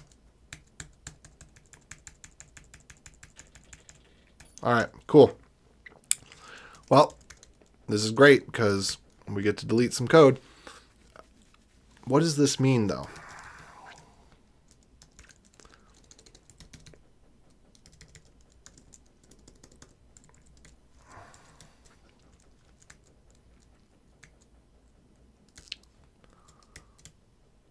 Okay, well, if one thing is that the most confusing bit here that I don't understand, I get to reduce down to something that is less confusing by just deleting it all.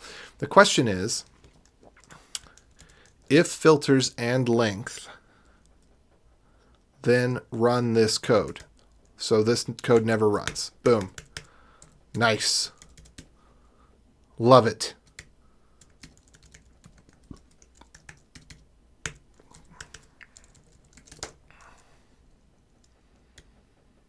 All right. And then I think this is exactly the same thing here. Response body. No, this one.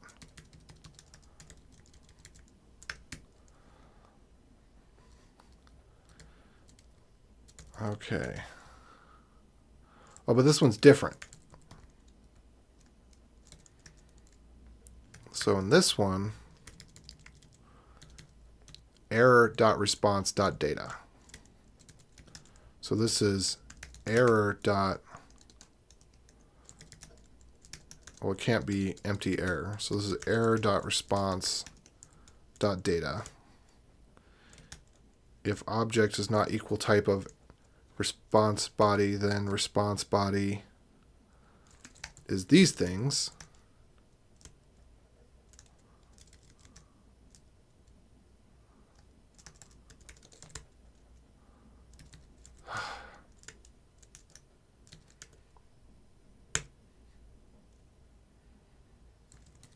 Okay.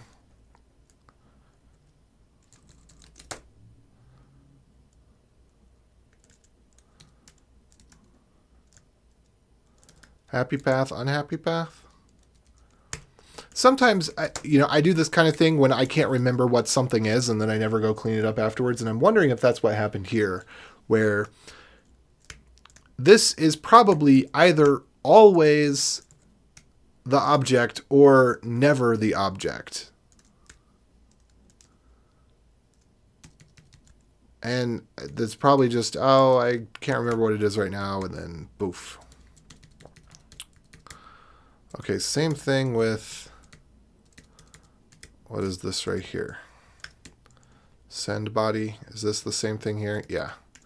So there's send body, except now instead of response, it's error.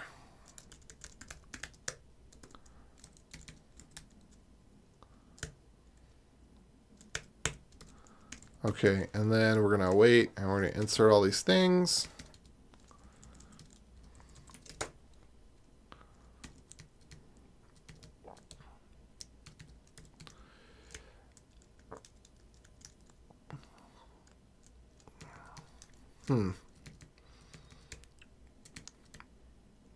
Okay.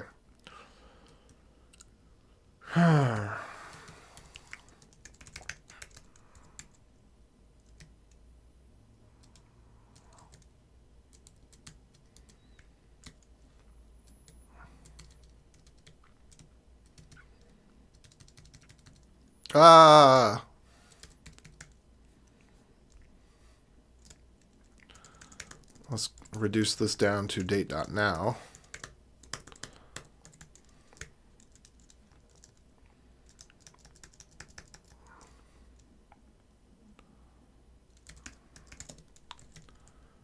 Okay. And this should be, okay, so we should have now equals date.now. And then we should have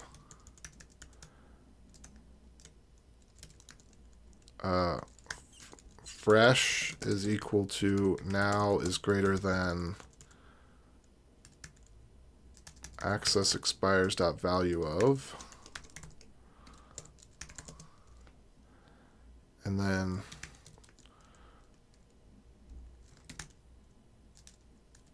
I don't know what this is supposed to be.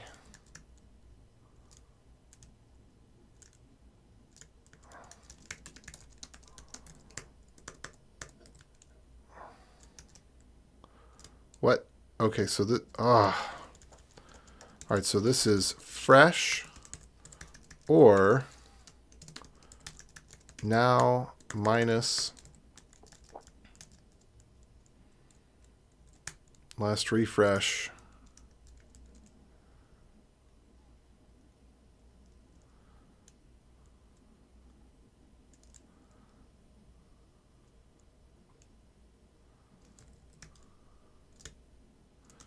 is greater than 30 days. What is this supposed to mean?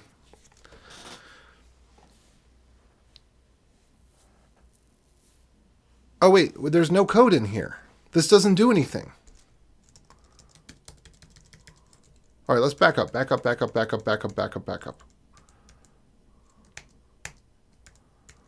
There's no code in here. There's no condition.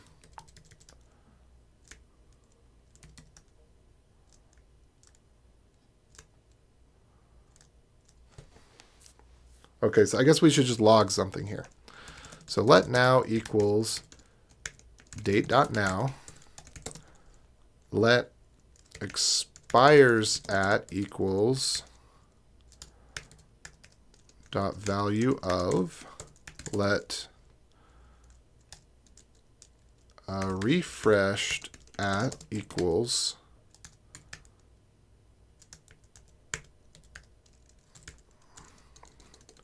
dot value of.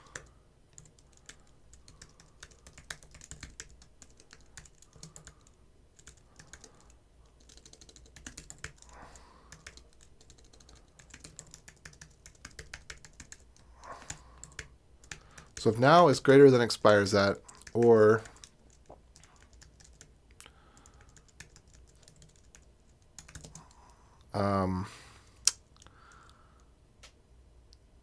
what does now minus refreshed at mean?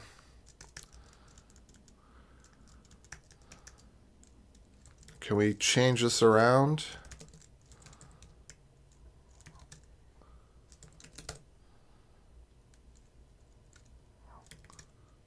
Okay, what now is the future from refresh. So now minus this refreshed at is greater than 30 days. So 30 days, so this is stale. So let stale at equals refreshed at plus, and I'd actually build these out the other way so that most significant digit first. So 30 times 24, so this is 30 days. And we don't need that 24. There we go. So that's what this is. So 30 days.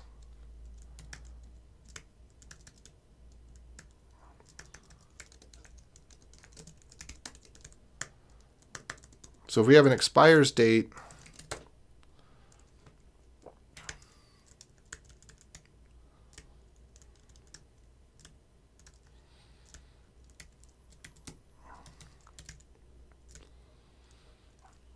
okay, access expires. What's this? Access expires.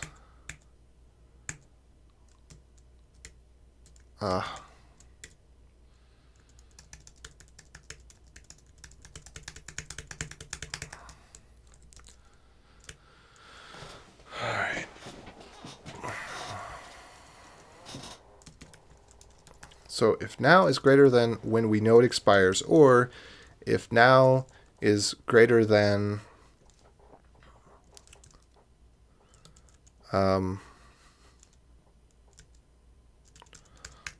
probably expired at,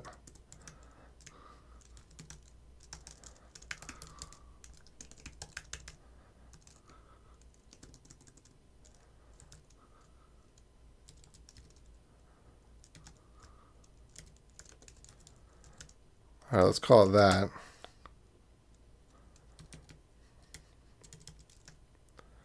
Keeping around in case they fix their refresh token endpoint.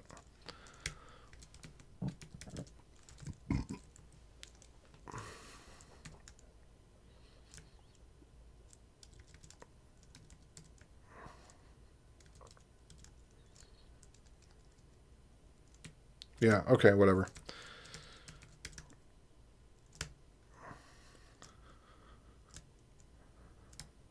All right, why would this...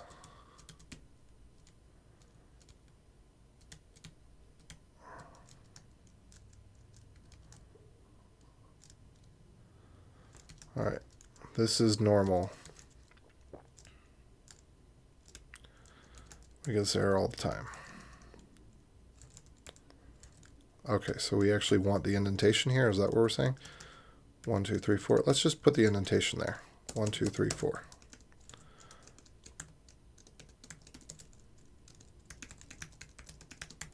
One, two, three, four.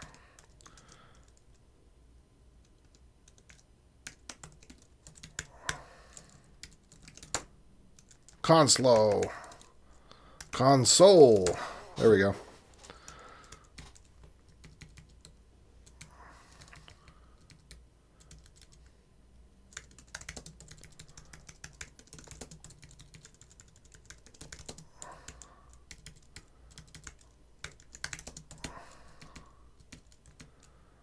All right.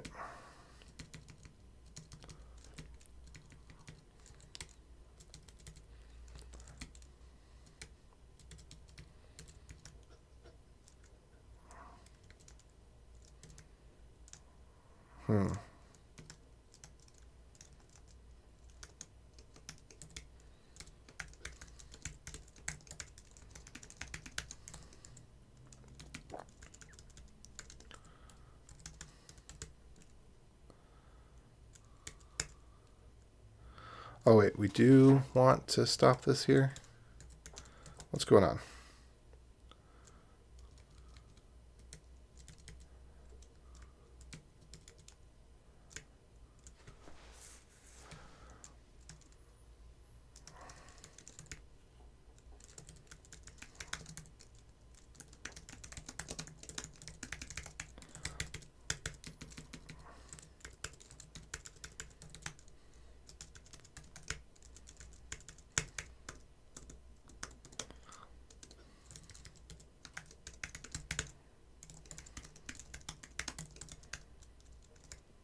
Okay. There we go. I don't actually like the way that turned out. I was kind of expecting it to do this for me. And it did not. And now it's probably going to undo it. Oh well.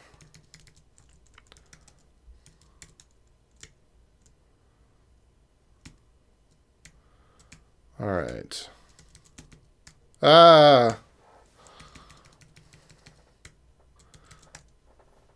Okay, so this is... No. I don't know what that means. I'm just going to skip over this. Again, an abuse of reduce. There's an array coming back. So we're not actually doing a reduce because we're getting multiple outputs. So this might want to be a filter or it might want to be a map.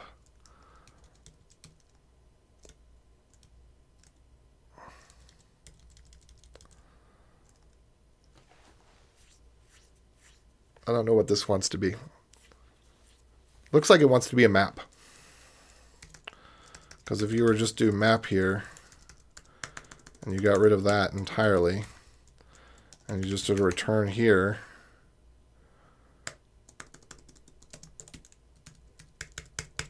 and you didn't do that,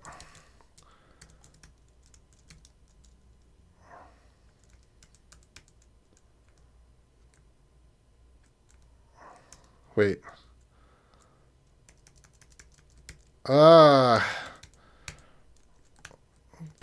I'm going to leave that one alone.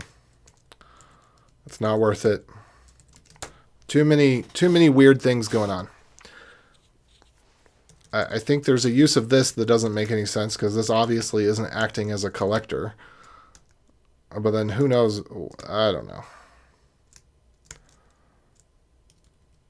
And I don't know if is it common for people to use E for instead of L or val? Because E is for error, y'all. Just letting you know. EV is for event. E and ERR are for error. This is a thing. Okay, I'm going to say return await here. And return await here. Because I'm assuming all these things are actually intended to be used as values.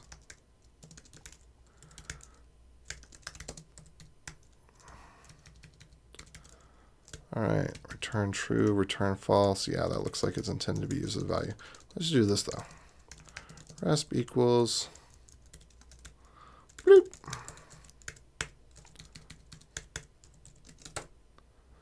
That's fair, yeah.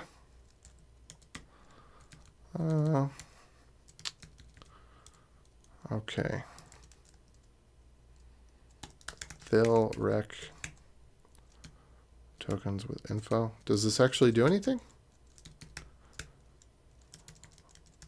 Yeah, I guess it does. Good.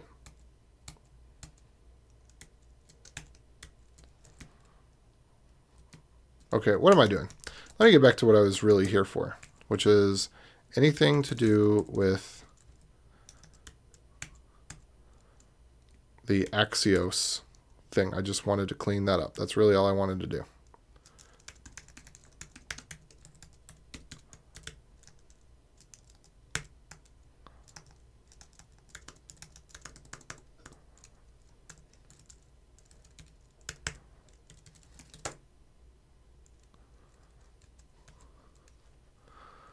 Okay. Uh-oh. A do loop. I don't trust those. Let's see. Create. Catch. Whatever. I'll leave that one alone. This is too hairy for me. I can't handle it.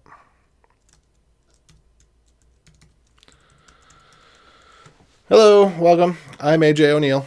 I'd love to know who the heck you are and why are you here? What are you doing in my office?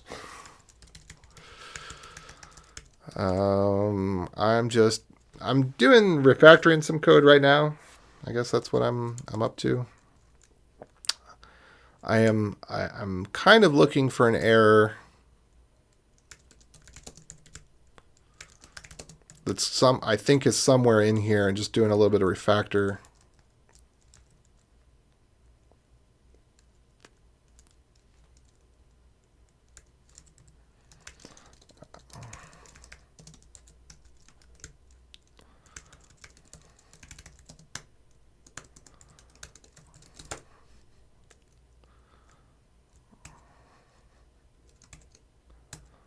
Okay, I think I'm almost done.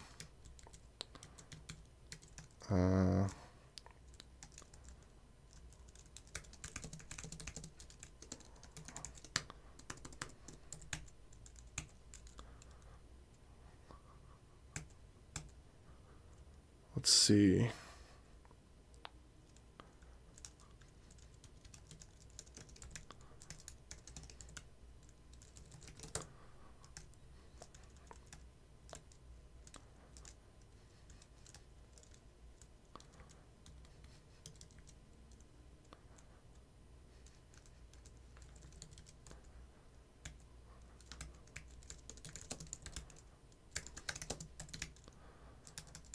Oh no. Oh, this is all right.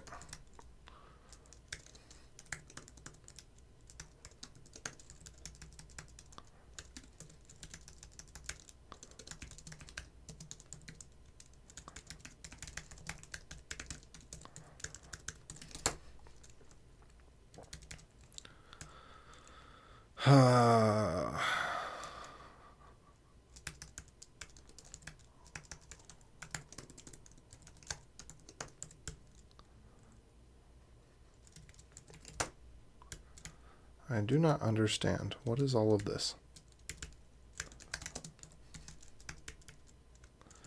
PandaDocs sign in. And this is what's going to allow us to do what? So this will be errors.log. I'll just pass it nothing. There we go. We can await this, I'm sure.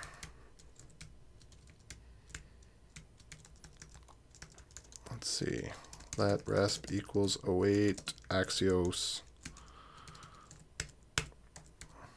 And we don't need any of that nesting.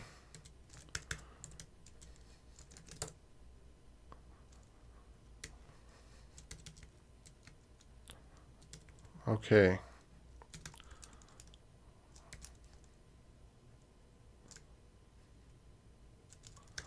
Date.now.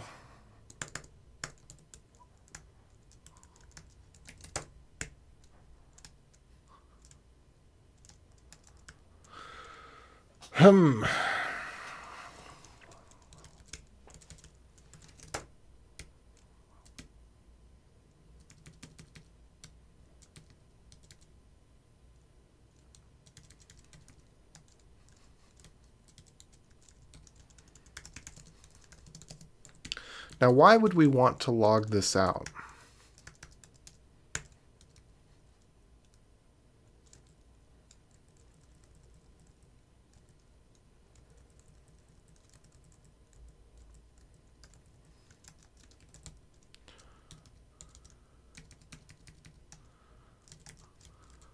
Oh.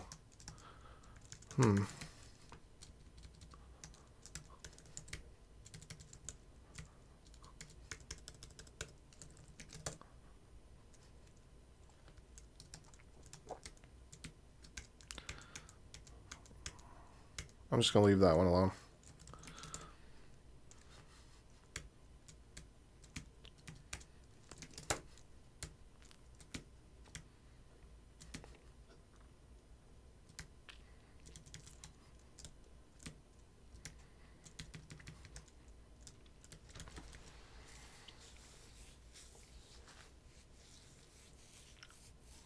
Okay.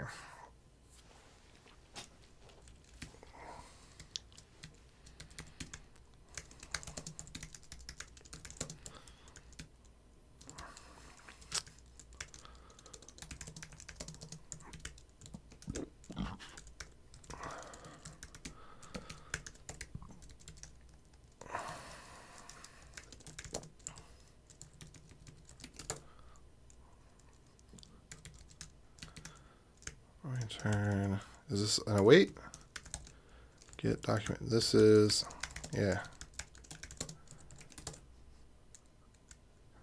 That doesn't make sense, does it?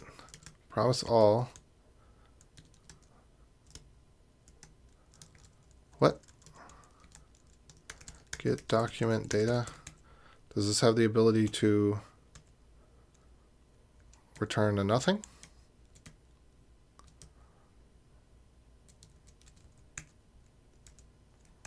Okay, let's undo this a little bit.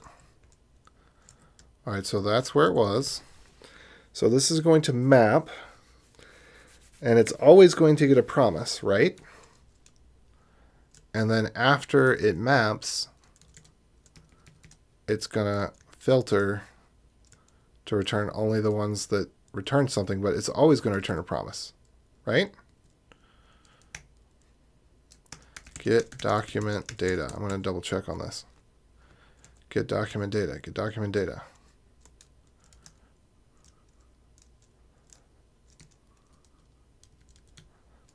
Yeah, it's not possible for this to return something else.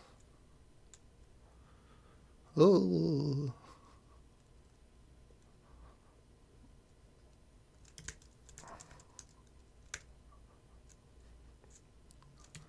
Ten seconds.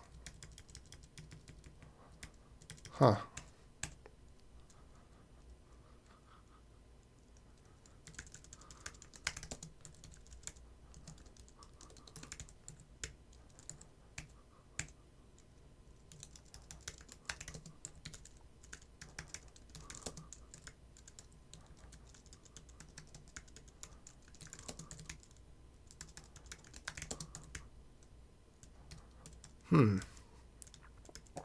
That doesn't seem right.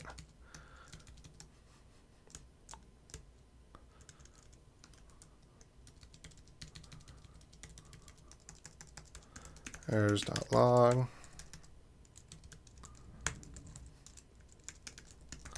Errors.log. All right, folks.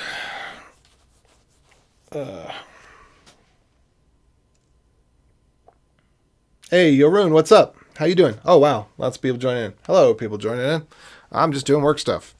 If it's boring, you can leave. I won't be offended. Just make sure to share with someone you don't like if it's boring. Or otherwise, share with someone you do like, if you like it. Or if you find something interesting or you learn something. Gosh, I hate... all the flipping arrows and parentheses and like, what is this, Lisp? Come on, get out of here. Just give me functions. And this is so confusing. What does this mean? What does this mean? Is it returning something? I don't know. It can't be returning anything because that's a for each. But it's supposed to be doing something, right? It says delete. So I think what we want here is maybe a wait. I don't know. Hold on. Let's calm this down. By the way, I rewatched the stream about the migration from Trello to the GitHub project. It will be amazing. You mean the project will be amazing? Is that what you're saying? It's going to work out, I think. I don't know if it's going to be amazing, but I do like the GitHub projects. I'm more and more excited about that every second, and we're going to continue it tonight. I thought we were going to continue it till tomorrow night, but we're going to continue it tonight. My wife gave me the go ahead. I have to buy her some nice flowers. Okay, resp equals await, and then let's just drop this. Okay. We're gonna log this, I guess. Is that the goal here? So, well then, if not resp, then what?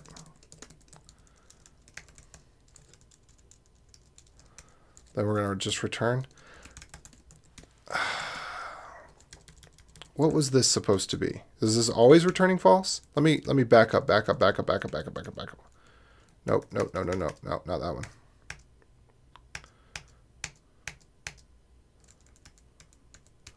Okay. So this always returns false. Always. That's the only option that it has is return false. That seems like a weird thing to do. Do we ever check the value of this anywhere in the code? Oh, wait. And no. So we never check the value of this. So I don't see this. I don't want to return false. That seems disingenuous.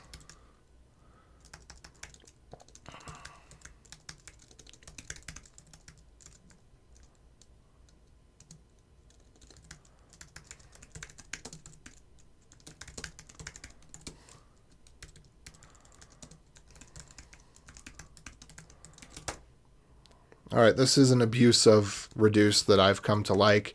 I'm not going to say this is what people should do, but it's an abuse that I like. All right, so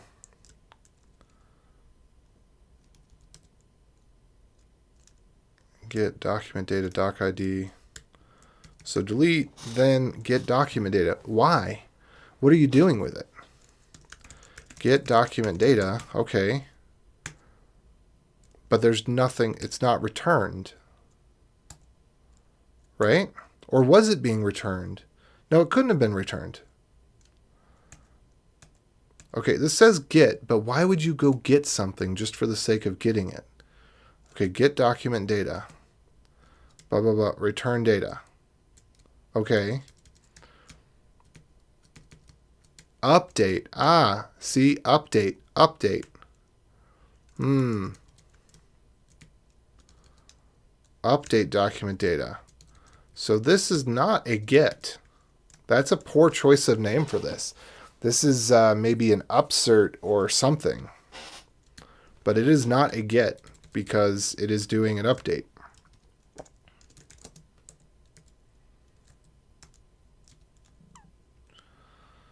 What? I don't know what to make of this stuff. This is fragile code too. I probably shouldn't be in here. I don't know what to make of it. Okay, so if this is successful, then I'm going to go do this document update.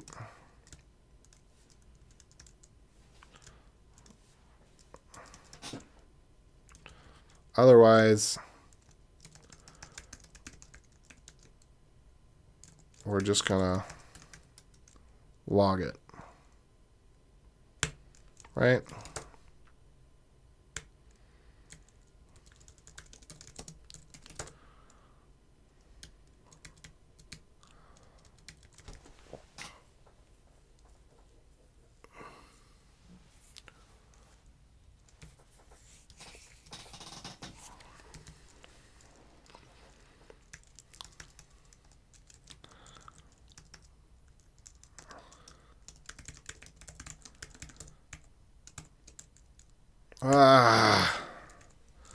Okay, let me go back through this. How many lines is this file? Holy moly, it's almost 2,000 lines long.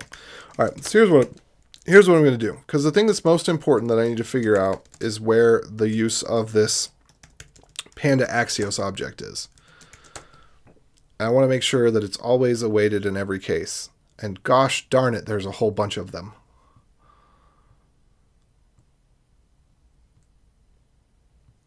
Okay, defaults, await.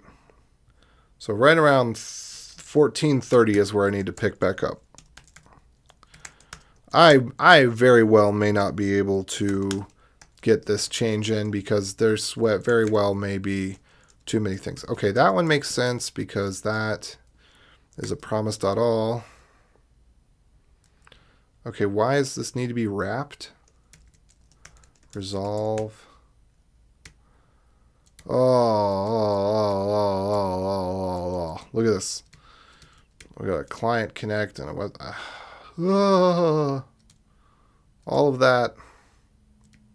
Holy moly.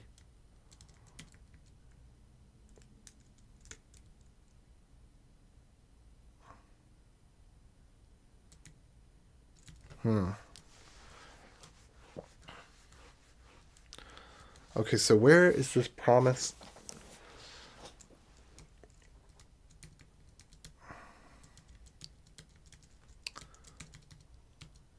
All right, so why are we catching this? Because we're rejecting it. So why are we catching it if we're just going to reject it? Here's my solution to that. Let's move this try. Do we even need a try? Because all of this, we're going to throw it anyway, right? Yeah. Oh, so hold on. Where's the first use of the resolve? Down the heck here. But it's inside of this connection.on. So that's where we need to be with this thing. So this thing needs to be right about here. And I don't think any try is going to make a difference. Because that whole block, right, is inside. So yeah, so there's no way.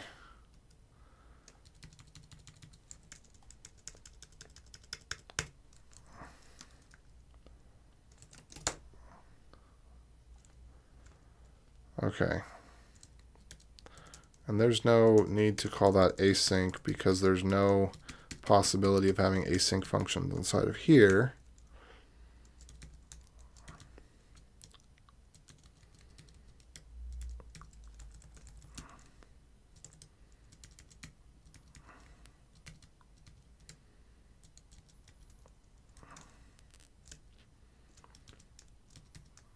Okay.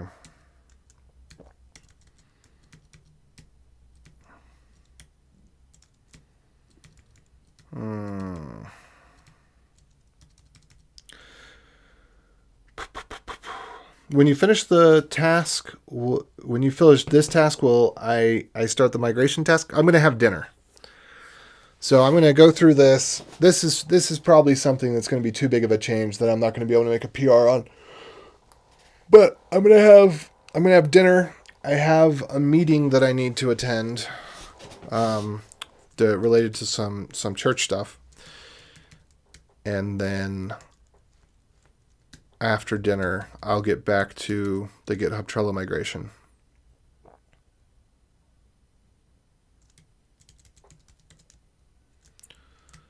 Okay.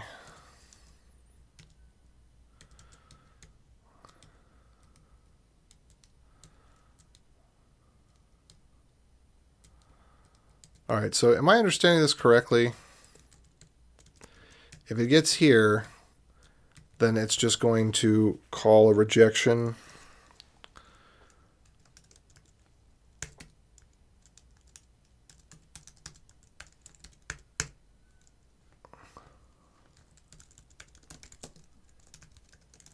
So it's going to wait 10 seconds.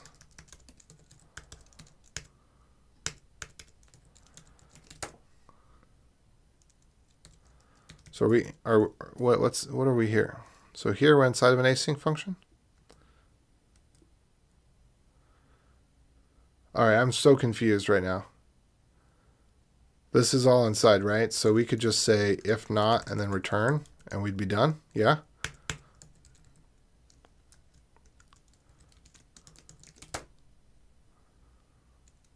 This is way too big. All right.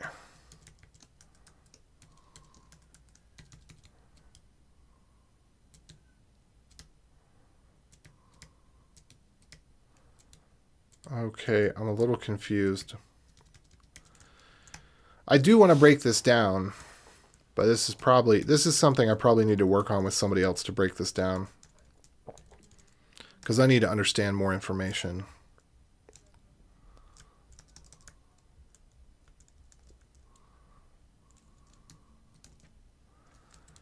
So I might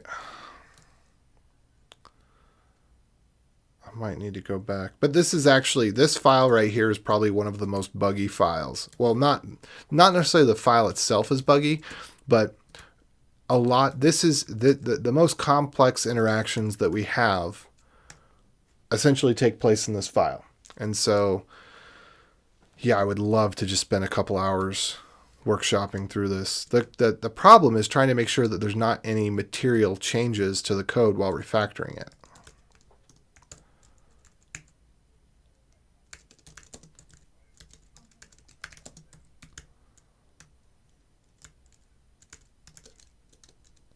Oops. Okay, let's get rid of that.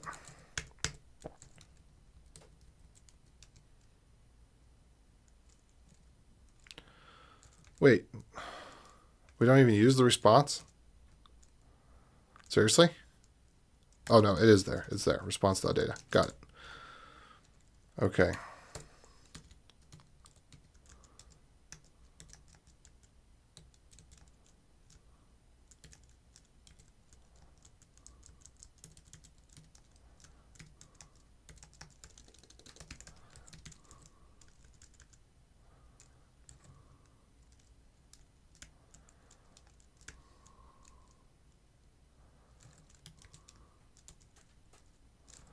Okay, this kind of makes sense then.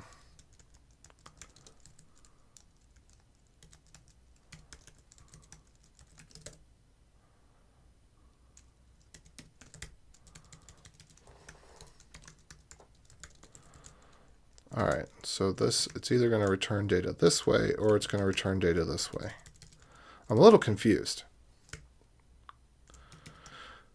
So it's going to try to get this, but if there's an error, then it's going to try to get this. To me, that doesn't seem to make sense. Deleted.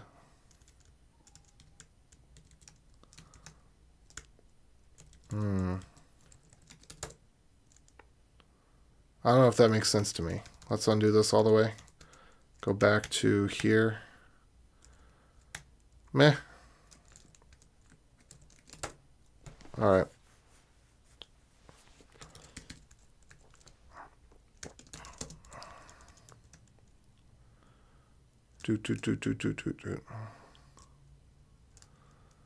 So I don't know if we actually take data back from this.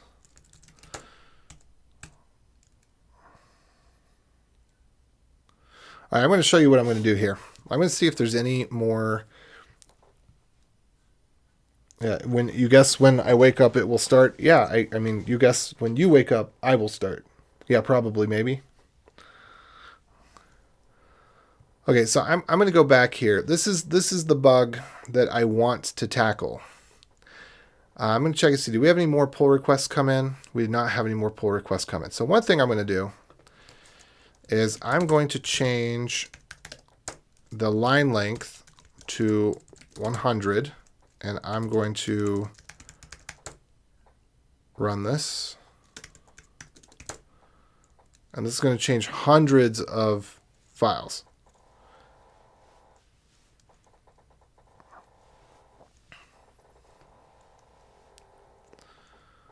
Okay, and then I'm going to, what was this one?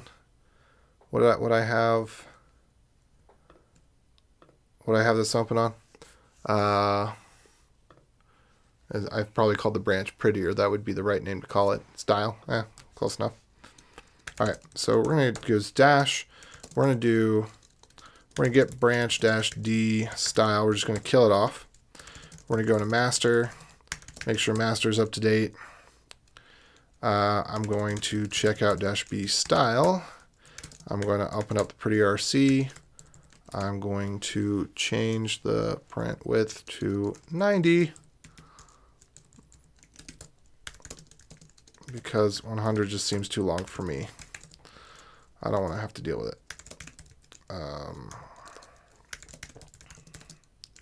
So be chore style change print width to 90.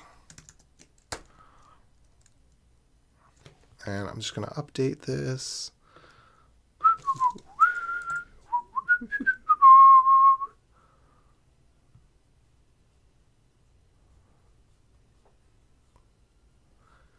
All right, and then I'm going to npm run prettier.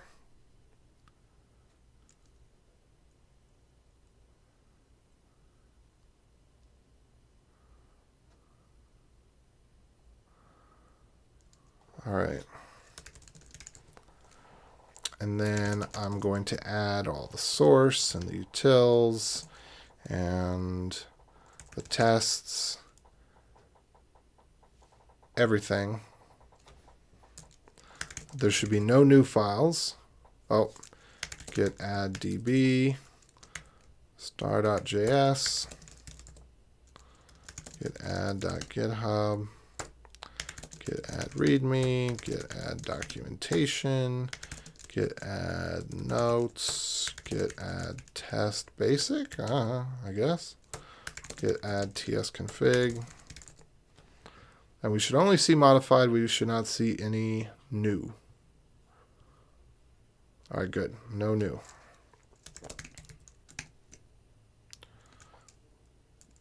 npm run prettier. There we go. Okay. Git push -f origin style.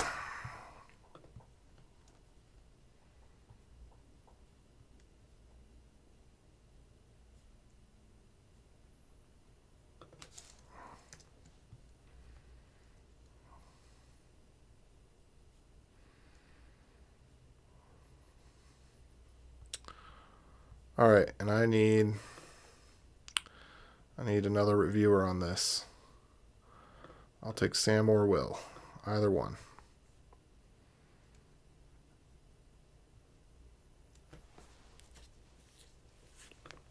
All right, and then I'm going to go back into, what was my other branch that I was in a few minutes ago? I think it was just on staging. I don't know. Well, good. I'm gonna fix this. We're gonna check out B, and this is gonna be I'm gonna call it Panda, and I'm going to update the pretty.rc to be 100, and I'm gonna run npm prettier, and then I'm going to get stash pop, and then I'm gonna change it back to 90, and then I'm gonna run it again, and then we're gonna be in a good place. By the way, who do we have on the channel right now? Who's still watching? Who joined in? Say hello if you want to. Say hello if you want to. Oh, Lurker. Noniables. I don't know how to pronounce anybody's name. Hey, you're a Utes fan. I'm not a Utes fan. But we can be friends because we're Utards.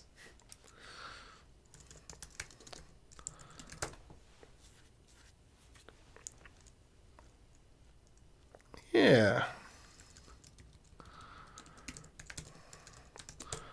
So, are you a Utahn? Are you here in Utah with me? Oh, what did I do that for? Let me change that back again. I did not do my pop.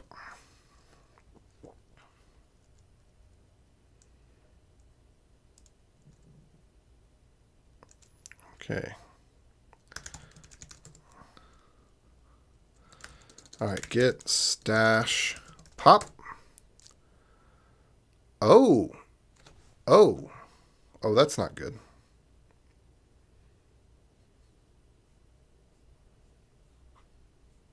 Wait.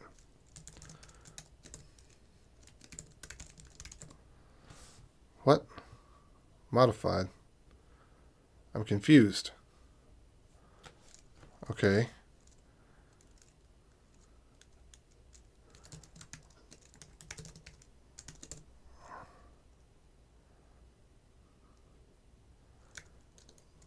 I want 90? I'm a little confused here. Git stash list.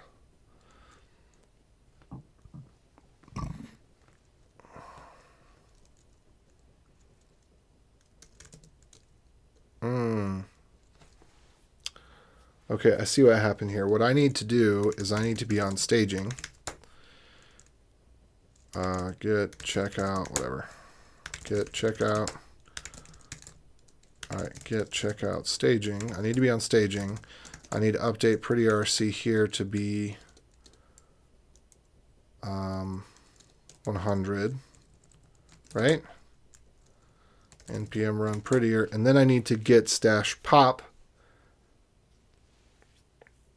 and then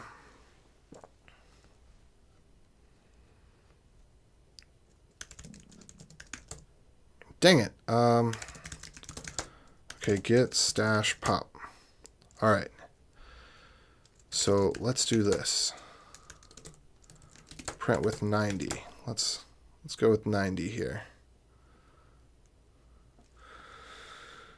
The Y did some good this year. I was born and raised in Taylorsville, moved to Nevada 11 years ago. Okay.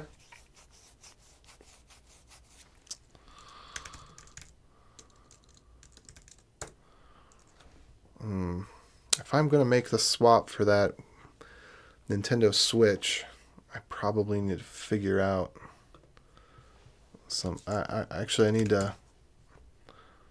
need to contact this person and let him know I am not going to get there. Which, yeah. Okay, I can access the eShop. So looks like I'm good. I can access the eShop just fine. However, I probably shouldn't buy this one because I want to use it for Mario Kart Live Home Circuit, and that requires downloading from the eShop. Okay.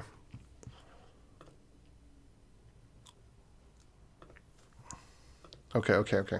So now I did the thing with the prettiers, yeah? All right. So let me just try git commit dash a. I'm going to do dash a dash m. I'm going to call this whip.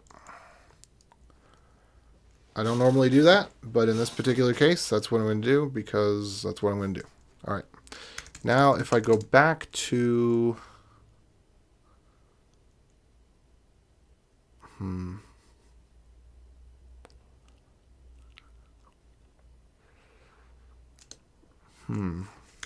what have I got in staging here? I've got this whip. All right, so master and staging should almost be the same. I think this is what I need to do. I think I need to go here to my style branch. No, not my style branch. To my panda branch, which should be up to date. And I think I just need to check out staging everything. Yeah, and then it's only going to change a couple of files, right?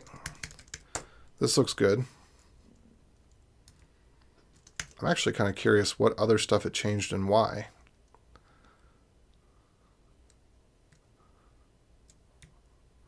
So what did it change in Stripe and why? See, this is curious.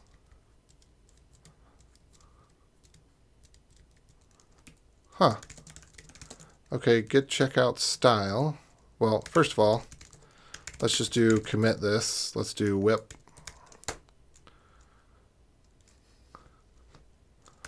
Okay, I'm going to do branch-d staging. Because really,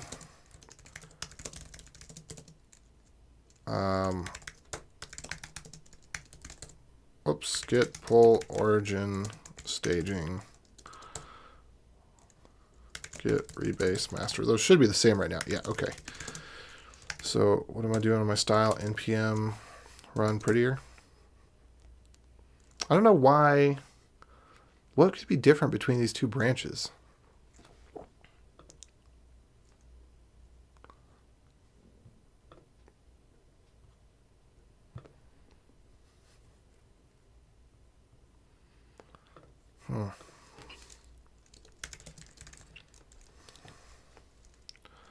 So that's no different. Then why would this other one be any different? All right, check out staging. No. Git log. check out Panda. Git rebase style. Yep. Okay, git log whip. Huh, why in the world, how could we run prettier twice and get different results?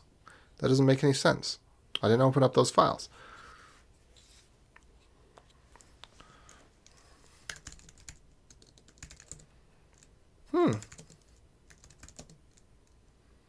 I don't know how to account for that.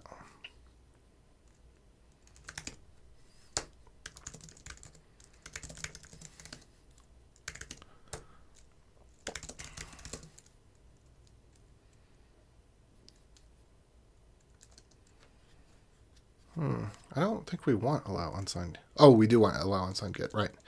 Yeah, we do want that. Okay. All right.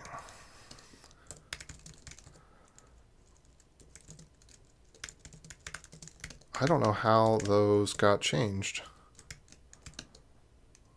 Stripe. Ah. Timeout. Okay. Git checkout. All right, that's nothing. And then same thing with storage. I don't think anything's going to be different here. Nope. Huh, that's weird. It must be a different version of prettier or something. Let me npm install -g prettier at latest. Make sure I'm all up to date, you know. Well, hello to those of you joining in. I'm AJ O'Neill. Welcome to the channel. I'd love to know what brings you here today. Why are you in my office? So when I was a kid, which I guess I don't know how to distinguish between being a kid and an adult, but we'll pretend. I think it was my brother that did it originally. I think one time I said, hey, have a good weekend. And he turned to me and said, don't tell me how to live my life. And ever since then, I just thought it was hilarious. And I do that all the time to people now. So just that's kind of what that bit is there that I do sometimes, where I say, hey, welcome to the channel. What are you doing in my office? Because I invited you in here and then I'm accusing you of, you get it. I think it's funny. If you don't, leave. Oh, okay. What?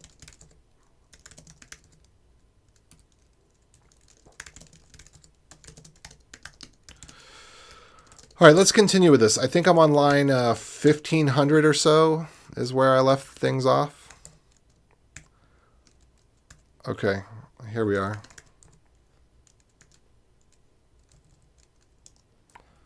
So actually what I need is dot or nothing. Dot or end of line, right? And why is that not working?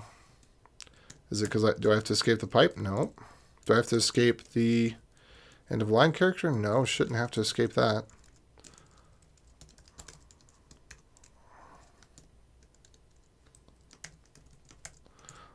Oh, I have to escape the parentheses. No. Do I have to?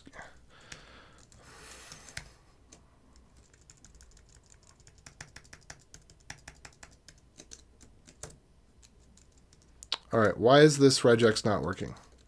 This one works.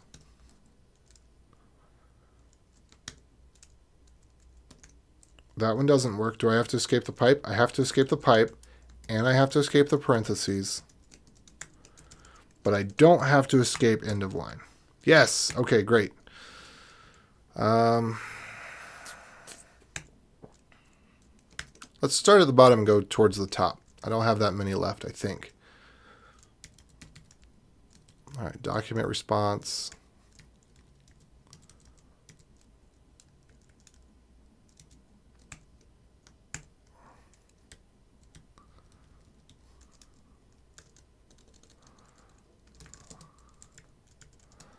Remove document recipient. Remove document recipient. I bet we never... Oh, I probably spelled it wrong. Hold on. I bet we never actually check Yeah, we don't actually check for that, so I'm not going to return anything because we don't actually do anything with it. Okay, so patch. I'm in here learning a bit more. Tried to learn C++ at Taylorsville, and it became rough, so I dropped out. But always kept my interest along with networking and security. So you're a Linuxy person, yeah?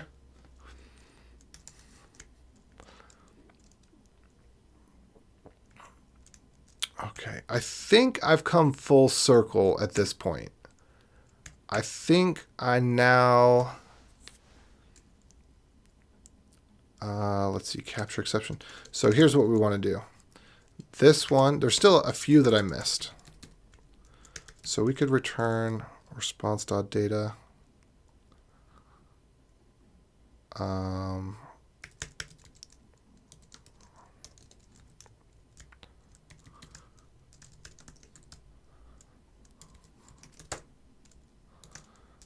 Okay, so this is going to be errors.log.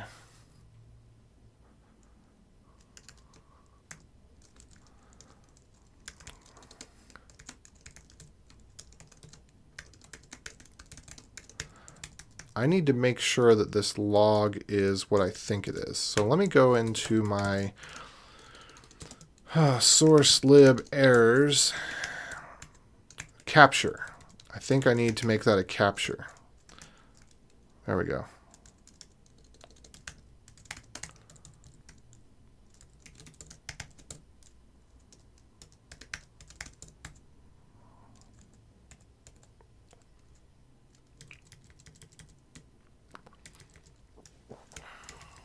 Ah, yes, this is good.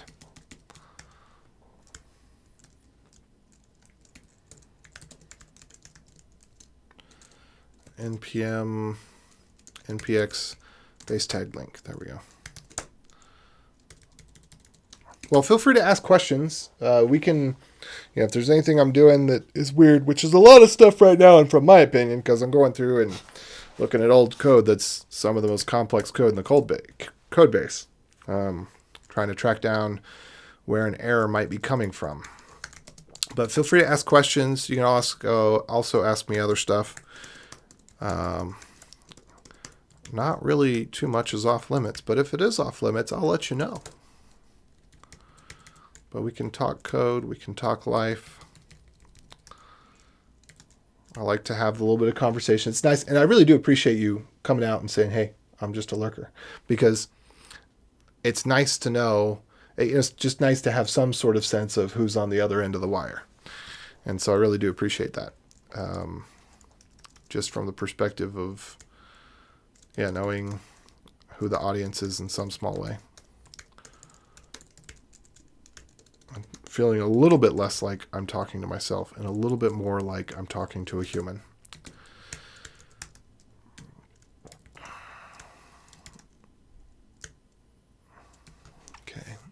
Yeah, I'm pretty sure this filter does nothing. So I kind of want to say maybe we could do this. That would maybe make sense.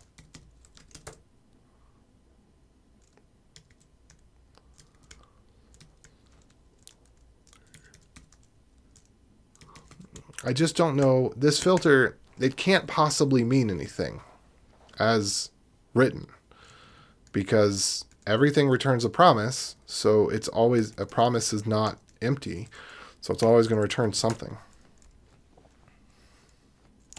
We don't have any place in this code where we're using this, are we? Are there any actual thises in this code base? No, there's not.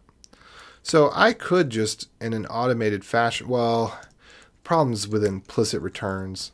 I just hate arrow functions so much. I think they're the stupidest thing in the whole world. I just want to get rid of all of them in the entire code base. But there's places where, and this is part of the reason I want to get rid of them, they don't do what you'd think they do. And so changing them to a normal function it's not equivalent.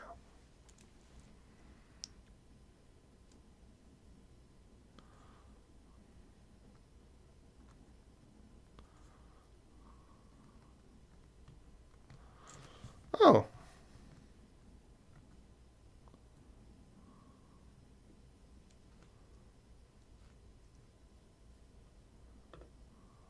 Just happened to see a notification. A friend of mine had a baby. All right, what is this? Expected 0 to 2 arguments. Get document history by panda document ID. This is what Swift code is like, or not Swift, Objective-C. Function names, mile long.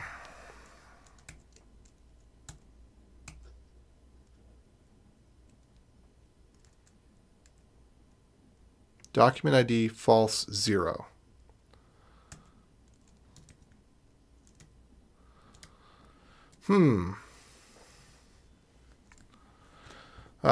This is one of those things. So is false less than 100? Yes, it is.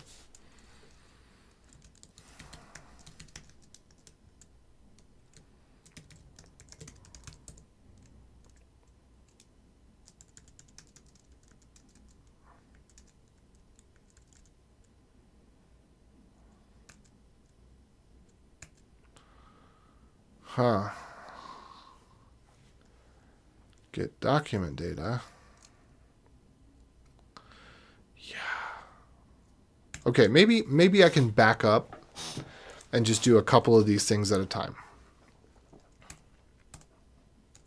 I think I will. Because I've changed too much here. I'm just not going to be able to get a PR in on this.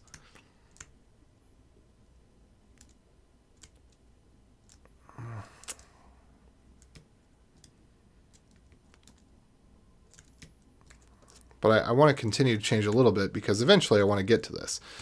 But it's just, I'm going through this and trying to identify where are the problems. We cannot call this a Git if it doesn't update. That's just not, that's not how Gits work.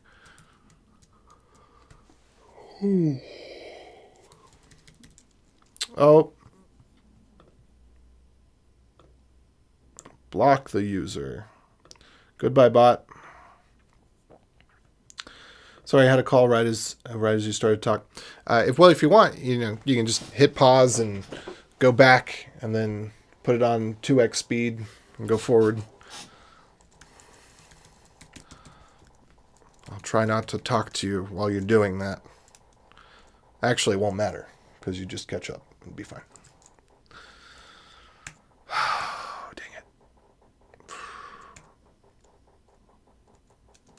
Dinner time.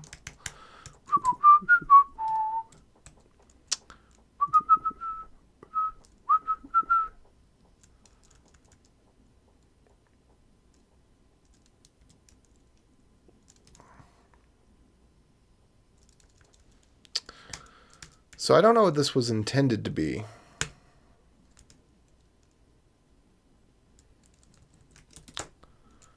All right, here's what I'm going to do.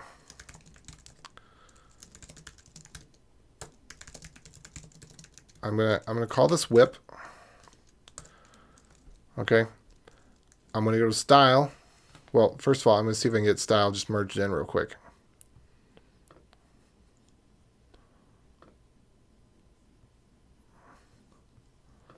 To do.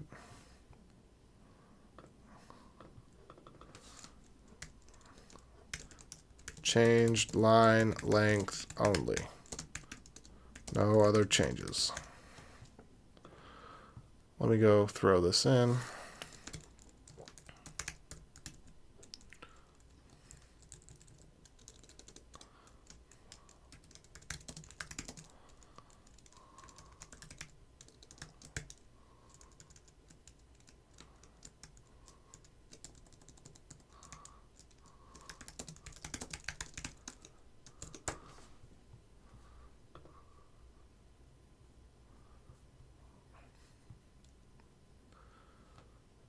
Okay.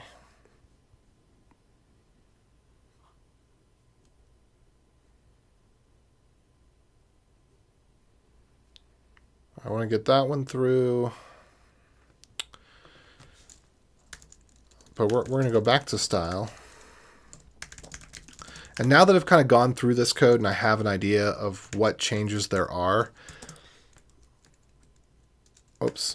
I'm going to redo part of that pull request, but I'm not going to change so many things. So here's one thing that I'm going to change. I just think that this is probably an error, and we can go ahead and just change that one piece. And I'm going to call this fix extra argument. Remove extra argument. And that I can get a pretty quick review on. Oh, whoops. Well, this, hold on. Dang it. I need somebody to approve that real quick so I can go through these changes and not have... Okay, that's approved. Great. Whew. Git checkout master. Great. Git rebase style. Git push. Git checkout panda 2. Oh, that's scary. Scary style change.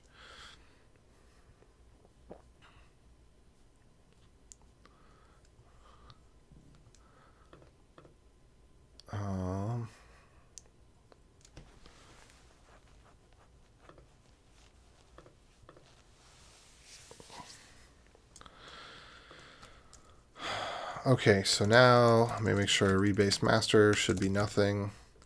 Git push dash f origin panda 2, and I can just make a PR just on this.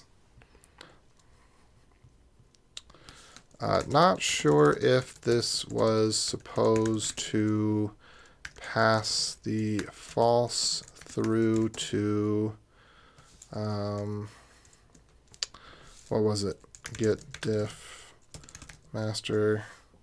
Let me open this up. Git document history. Blah blah blah blah blah. There we go.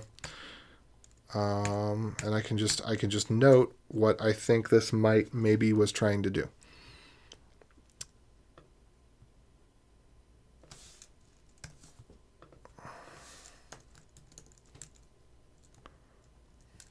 Or if it's leftover code, please advise at Brack.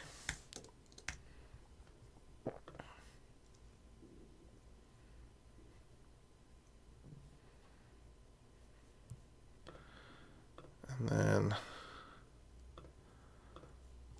I need to close my blinds. It's getting dark outside. We're letting all the light out.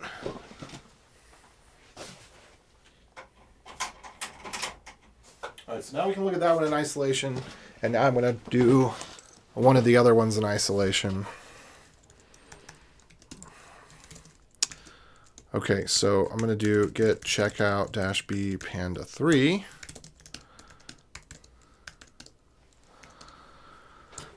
And now I'm going to get rid of those filters.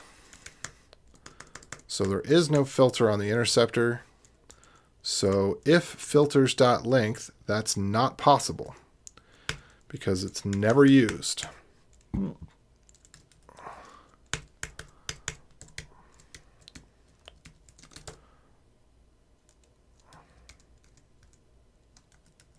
Yeah, there we go.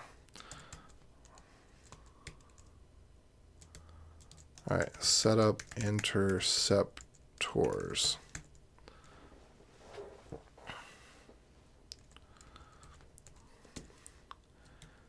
And then this could just be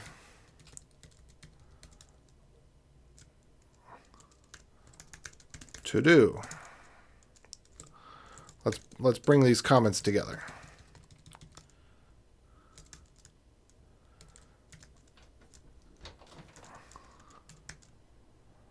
you still on live stream? I am. What's up? Do you want a hot pocket? A hot pocket? From Colin's times. There are still left. I don't have a time to make a sandwich. Do you want a hot pocket or not? Can you believe it? Now she's talking about the sandwich again. I told everybody, I said, you know, I'm getting kind of hungry. My wife said she was going to bring me a sandwich. I don't know what happened. And somebody said, my wife is concerned for you. You better check on that sandwich. So, yeah, I'll take the Hot Pocket, honey. Thank you. But actually, are we going to eat dinner together? Huh? Are we going to eat dinner? Yeah, well, we're gonna soon eat dinner, but it will be an hour.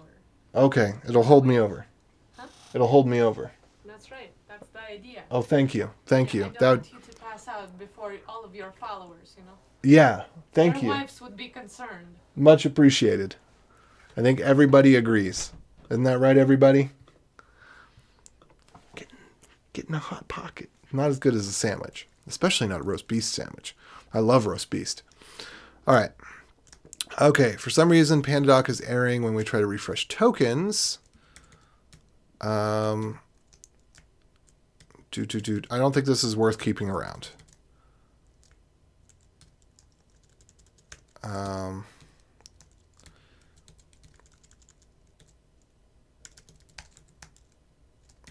To do.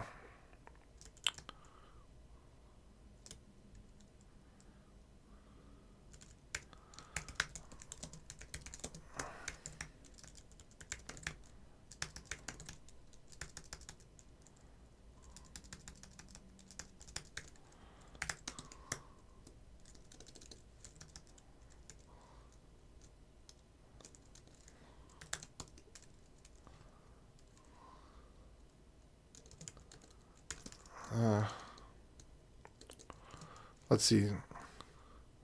Or let's see, what is it? Last refresh.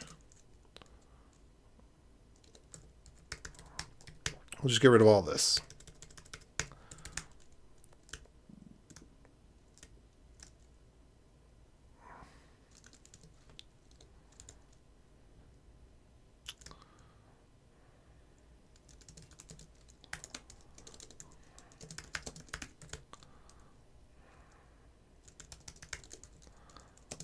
There we go.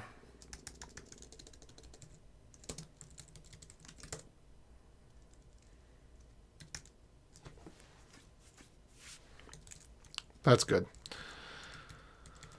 Now we get rid of that one.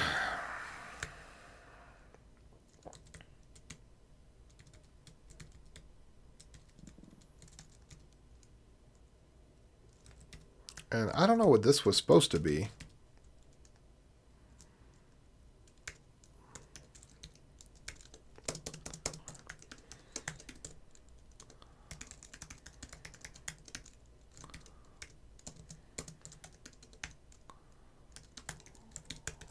That looks a little bit better.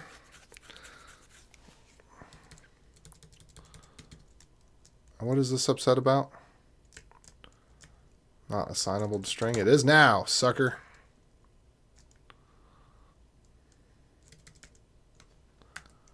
I think I saw a comment. I'll check in just a second.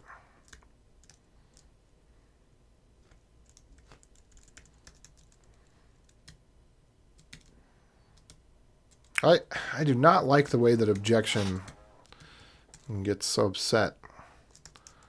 Can we just call this server name?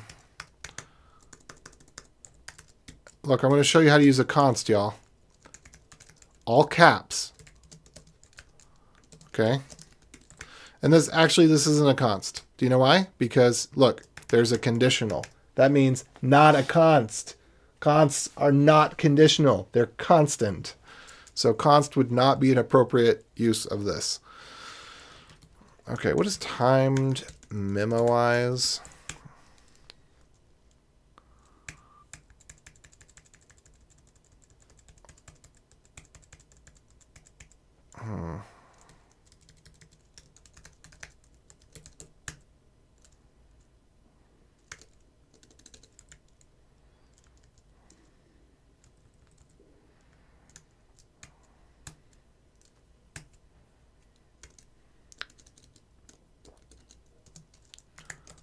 I don't want to do all this stuff. I don't want to do all this stuff. What am I doing? Leave it alone. There we go. That's good enough for now. Geffen. That's what I like to call it. Geffen. Good enough for now. Geffen. What's up, honey? So I'm not sure how long I was supposed to do this for. Do what? The Hot Pocket? Uh-huh. Probably less than 10 minutes. Probably about 2 minutes. I did it for 2 minutes. Well, maybe more than 2 minutes. Maybe 3 minutes. It says after cooking, it doesn't tell you how long cooking, but after cooking, let's stand in microwave 2 minutes to complete cooking.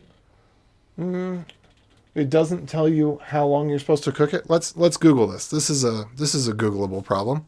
How long to microwave Hot Pocket? My guess is that it's more than 2 minutes if they want you to let it stand for 2 minutes. And we don't want to get food poisoning and E. coli and stuff. Oh, exact answer. 2 to 3 minutes. These people don't know the definition of exact. Answer. Yeah. But 2 minutes or so? I cooked it for exactly 2 minutes. Not a second more, nor less. Okay. Good. You're supposed to peel like one side. I don't know. Read the wonderful instructions. I'm not doing it. It's supposed to be hot. It's hot. Thank you. Good. Hot Pockets aren't very good, y'all. Don't tell your friends, but...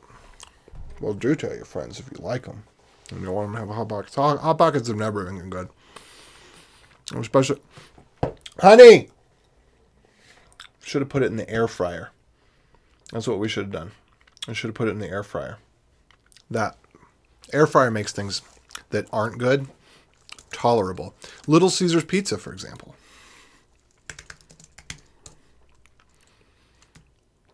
Okay.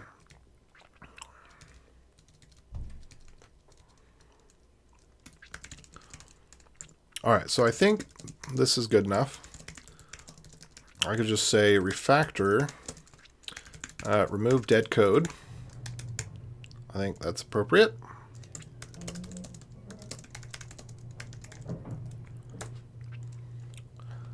All right, I'm going to check out Panda 4.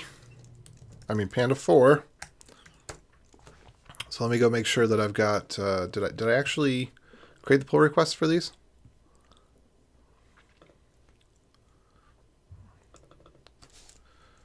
What was it called? Git log.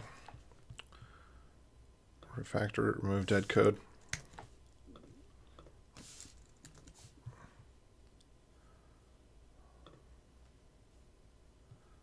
And I should put in here Panda.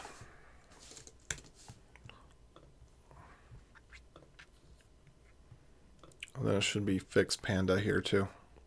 Just so we have an idea of what we're talking about here.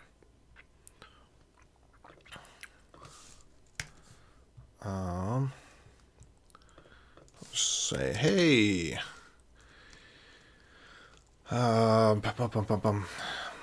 can you give me feedback on what was the intended behavior here?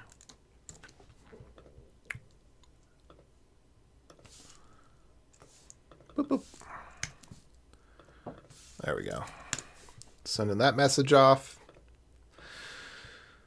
All right, so we're going to do some more refactoring. So now I'm getting to the meat of the problem of what I'm actually trying to solve again. Which I gotta avoid the temptation to want to change multiple things here. I gotta keep it really simple. Like, I just need to see, is it an async function? And are we doing our awaits? This appropriate, acceptable, pass, can merge. Okay.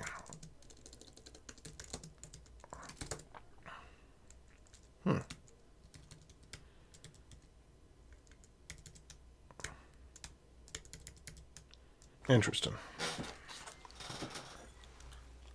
Hey, this is not very good. Not very good at all.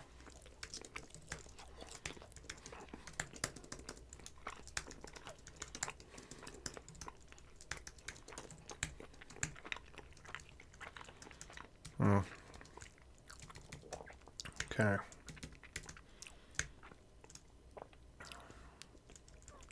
Do we still need this? Can we get rid of this?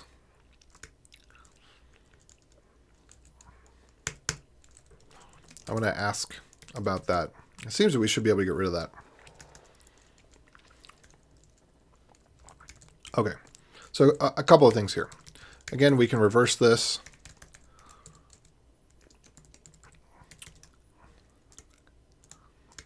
If not contact ID, return. Okay, get rid of that one. Let resp equals await.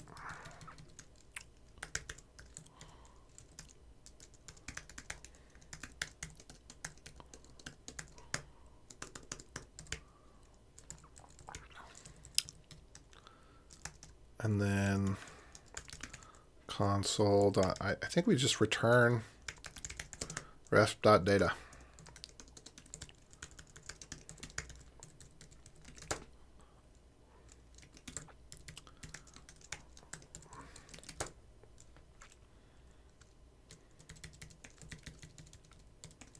I think that's appropriate. Okay.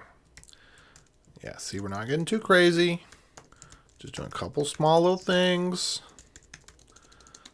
across 1,500 lines of code in this file. That's all.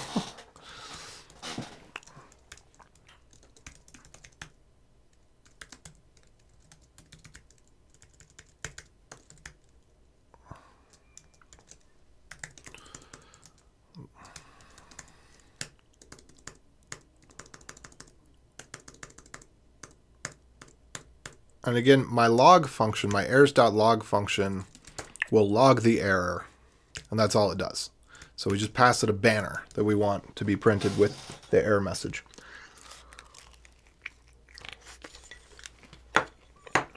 Oh no. I got cheese on my fingers. That's not good for the keyboard, not one little bit. So I'm saving all my caffeine intake for tonight. So I've got my Mountain Dew just sitting here getting warm all day. We're going to need it tonight for the Trello to GitHub projects migration.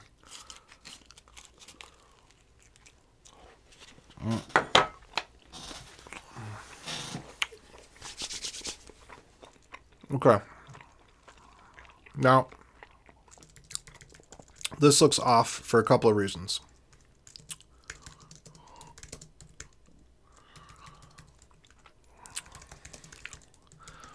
Mainly because it didn't return anything. Maybe get document fields is never called. Let's check it out. Get document fields. Is it ever called? Nope, never called. You know what we need to do with that? Delete.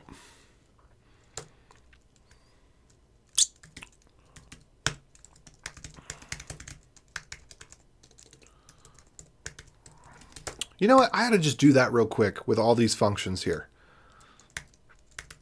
Exports. Yeah, let's just go ahead and see if how many of these functions can we just delete.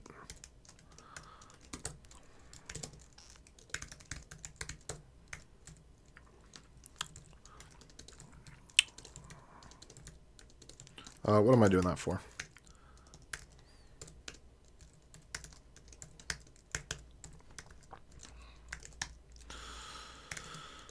All right, let's replace beginning of line with RG. And there we are. By the way, webinstall.dev, if you want to get the best tools for web development, webinstall.dev. I'm going to post a link in there. And I haven't referenced my normal material much in the stream, but here's Webby. And then, of course, Creeds of Craftsmanship.com for learning how to program. Well, learning how to program better. Maybe not learning how to program, but learning how to program better. Learning software engineering.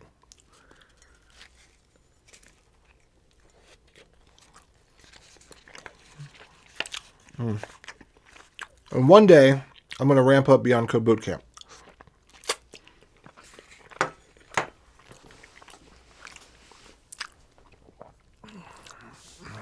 I think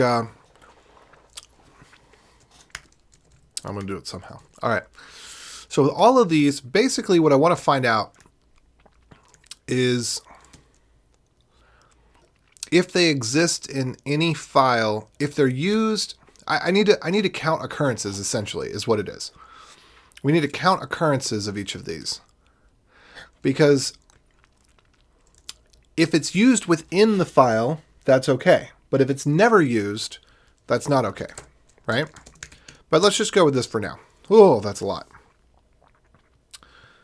Okay, everything is, of course, in the delete file, duh. So we need to put the delete file in our ignore, our .ignore, so that we don't get that.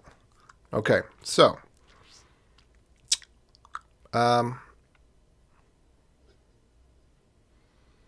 interesting. How can this be used if it's never defined? Let's just take a look at that again. Add reviewer to document. Oh no! Oh, this is what? I'm so confused. Huh? Oh, all right. Never mind. No, I am confused. I am confused because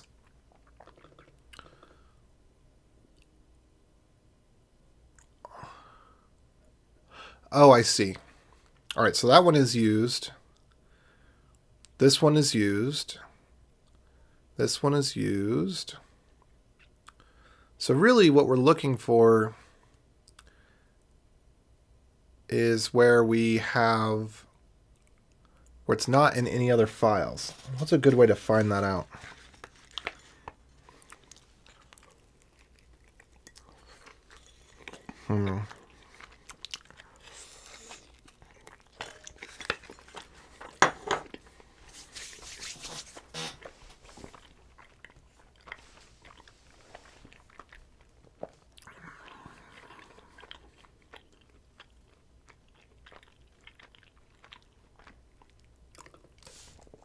How about this?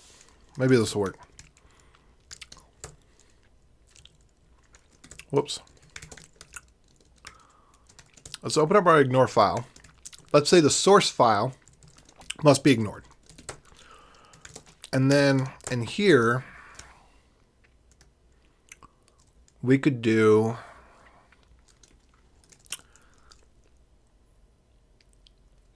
all right, we're going to get rid of RG from everything real quick. And we're going to say we're going to replace RG1 pipe, no, or echo 1.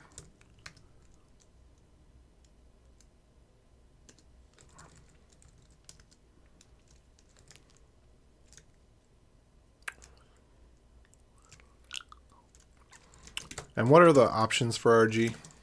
Do we have a quiet or just outputs quiet? Do not print anything. If match is found, only used for its exit code. That's right. All right, that's what we want to do. That's exactly what we want to do. So we want to look for places where it's the export is useless. So let's replace RG with RG-Q.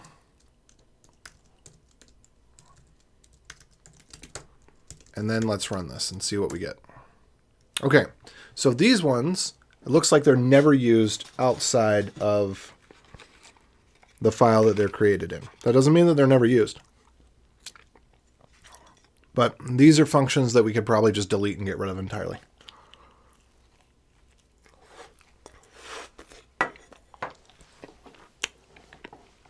At least quite possibly. And I do like deleting dead code. So let's see if we can get rid of these. And then maybe we'll call it there.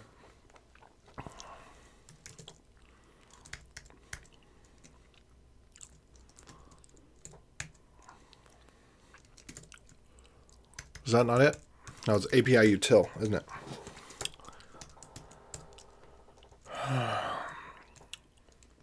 Okay, it is used in here, but it's never used outside, so we'll just get rid of it.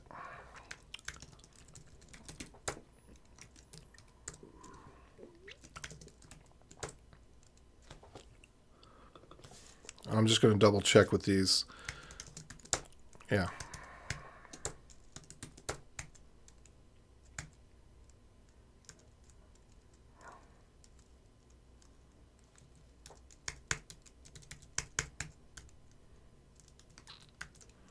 Just get rid of it. It's code that's dead and dying. Again, just double checking that. Okay, that one is used, but it's not exported.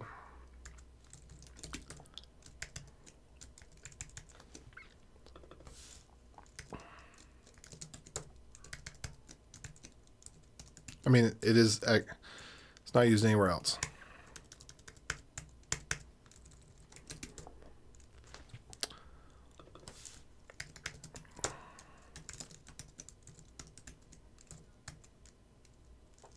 That's tarded.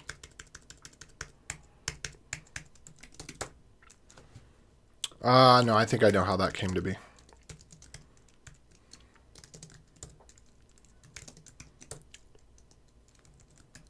Ah, whoops.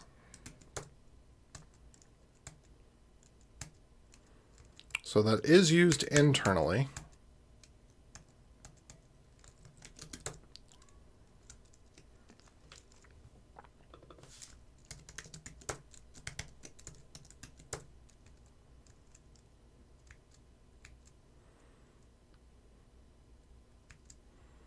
Okay, this is never used.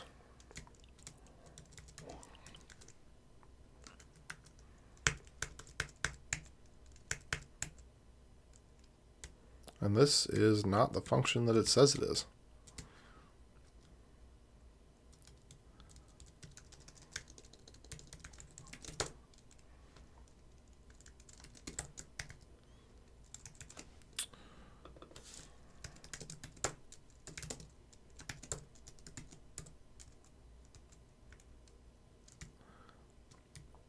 And I'm going to guess because that says debug function, it's actually useful for something. So we'll just stick with that.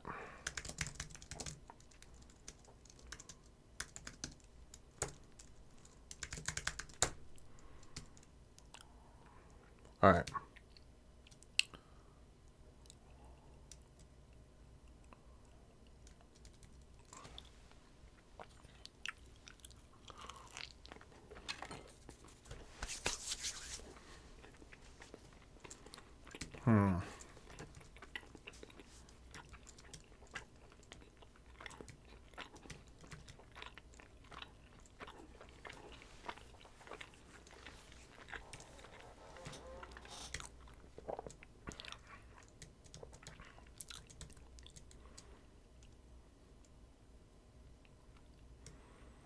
Okay, so Git document fields.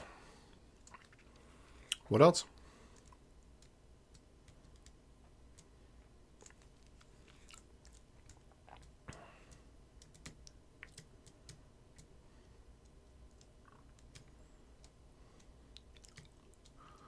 Oh, I think it's confused about this one function.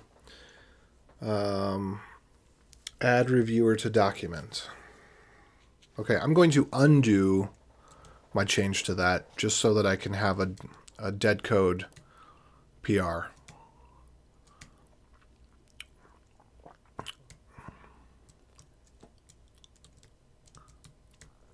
And then continue on to this again. So what was this? Add reviewer to document? Okay, so let's go back to how this was before.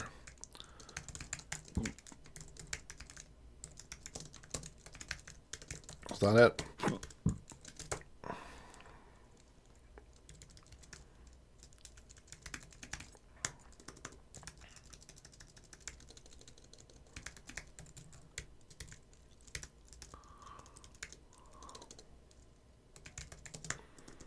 I think this is what it was before. I'm not sure. Let's see what the diff says.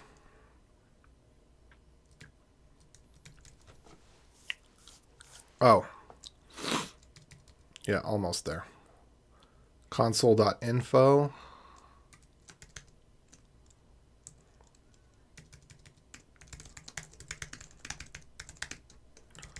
All right. So I'm just restoring it to what it was before so I can make a PR that's just dead code removal.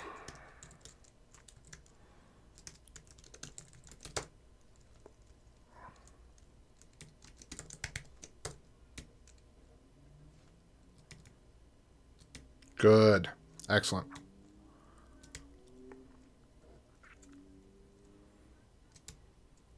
And you know what? I'm actually going to push for removing the fake thing.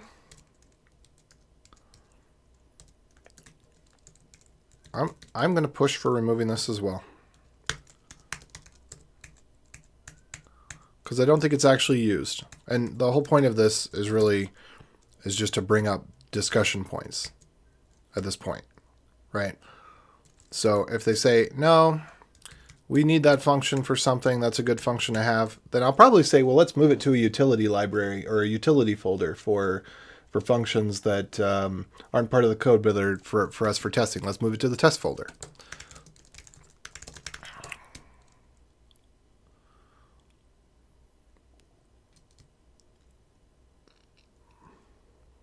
All right, cool.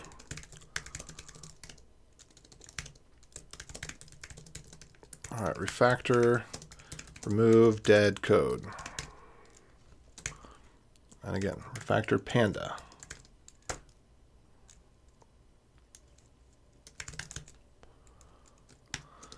Okay.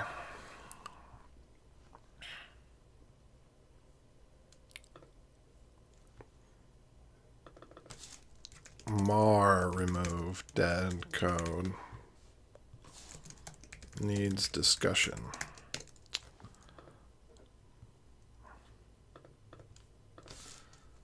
This appears to all be dead code. There's also a debug function, but perhaps we could move that to a test file.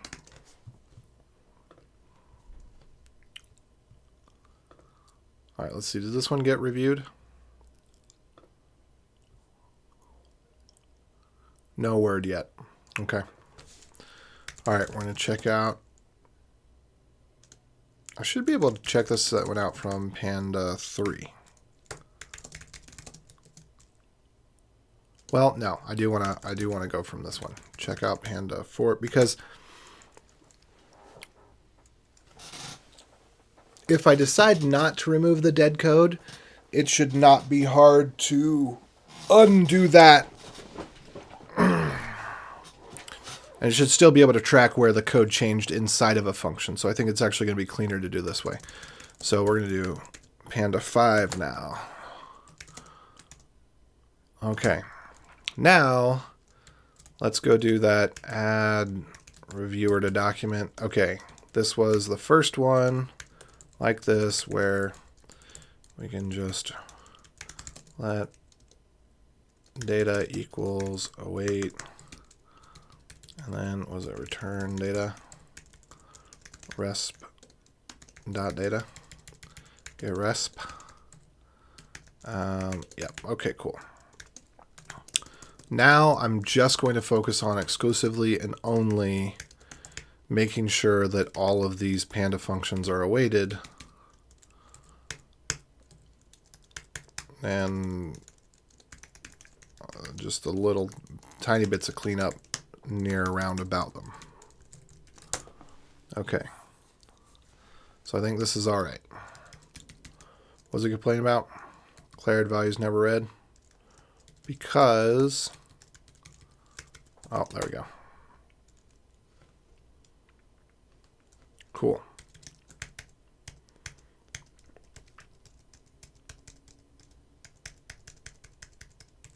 There it is. These are the things I'm looking for. Okay. So this one,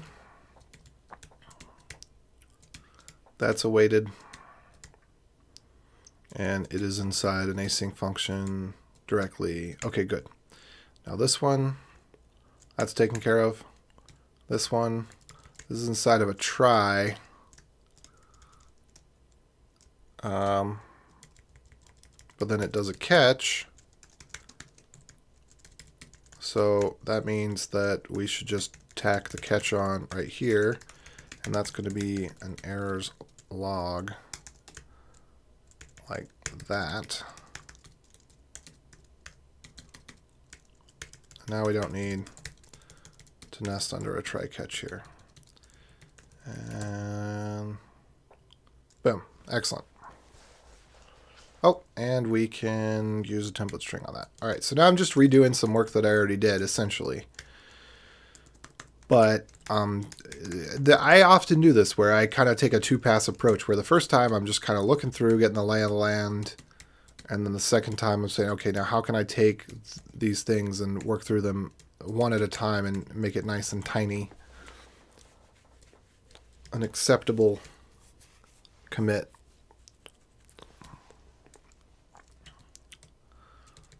Now this is all assuming, let's see, what is this? This is an async function, right? So why in the world would we need a try catch on this? We don't need a try catch on this. This is an async function. Unless, see, where do it? Yeah, we're throwing an error. Okay, cool. So,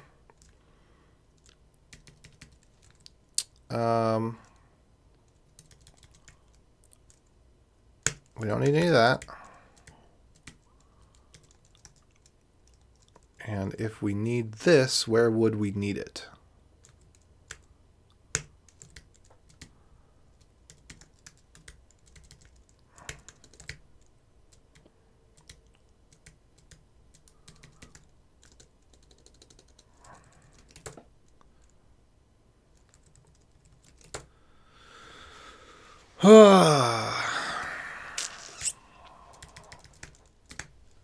Do we need it in here? Probably not.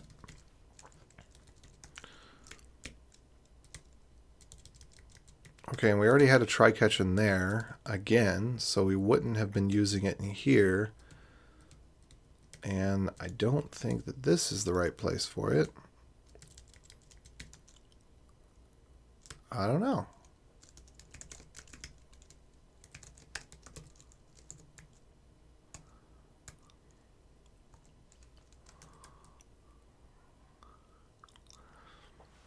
And this seems to have its own try-catch mechanism. Again, this could just be a throw.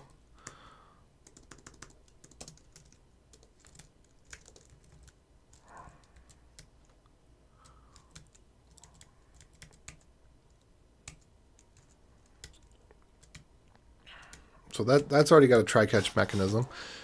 This has already got a try-catch mechanism. So I don't know what this is supposed to do. Is this really just supposed to be...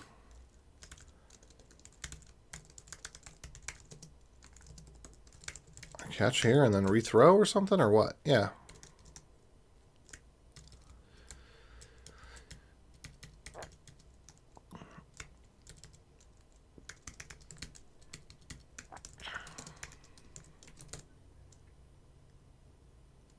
That seems to be what it was.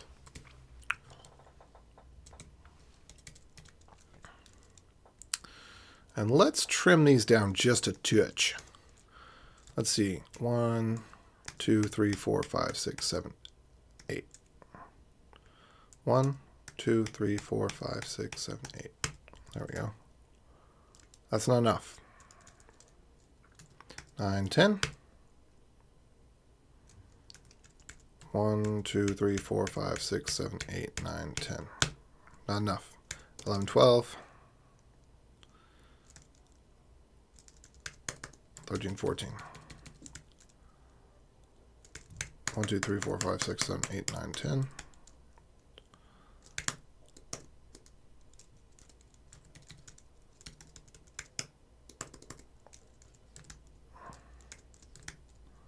Just don't need so much wrapping on this, you know.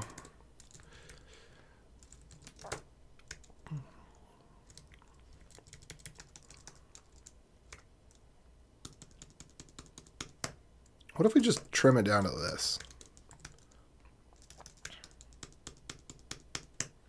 Okay, maybe I shouldn't be doing this. What file am I even in? but this would just be a little bit easier to read, you know. Whatever, we're gonna leave it alone. I'm gonna back up. I'm gonna leave that alone. I'm gonna stay focused. Stay focused on why I'm here. Why am I here?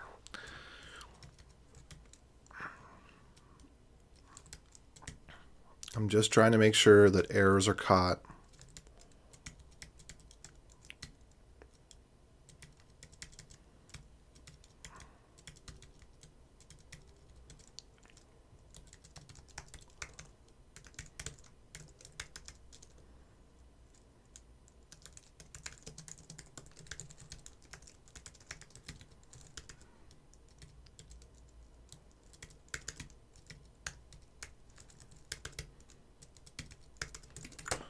There we go.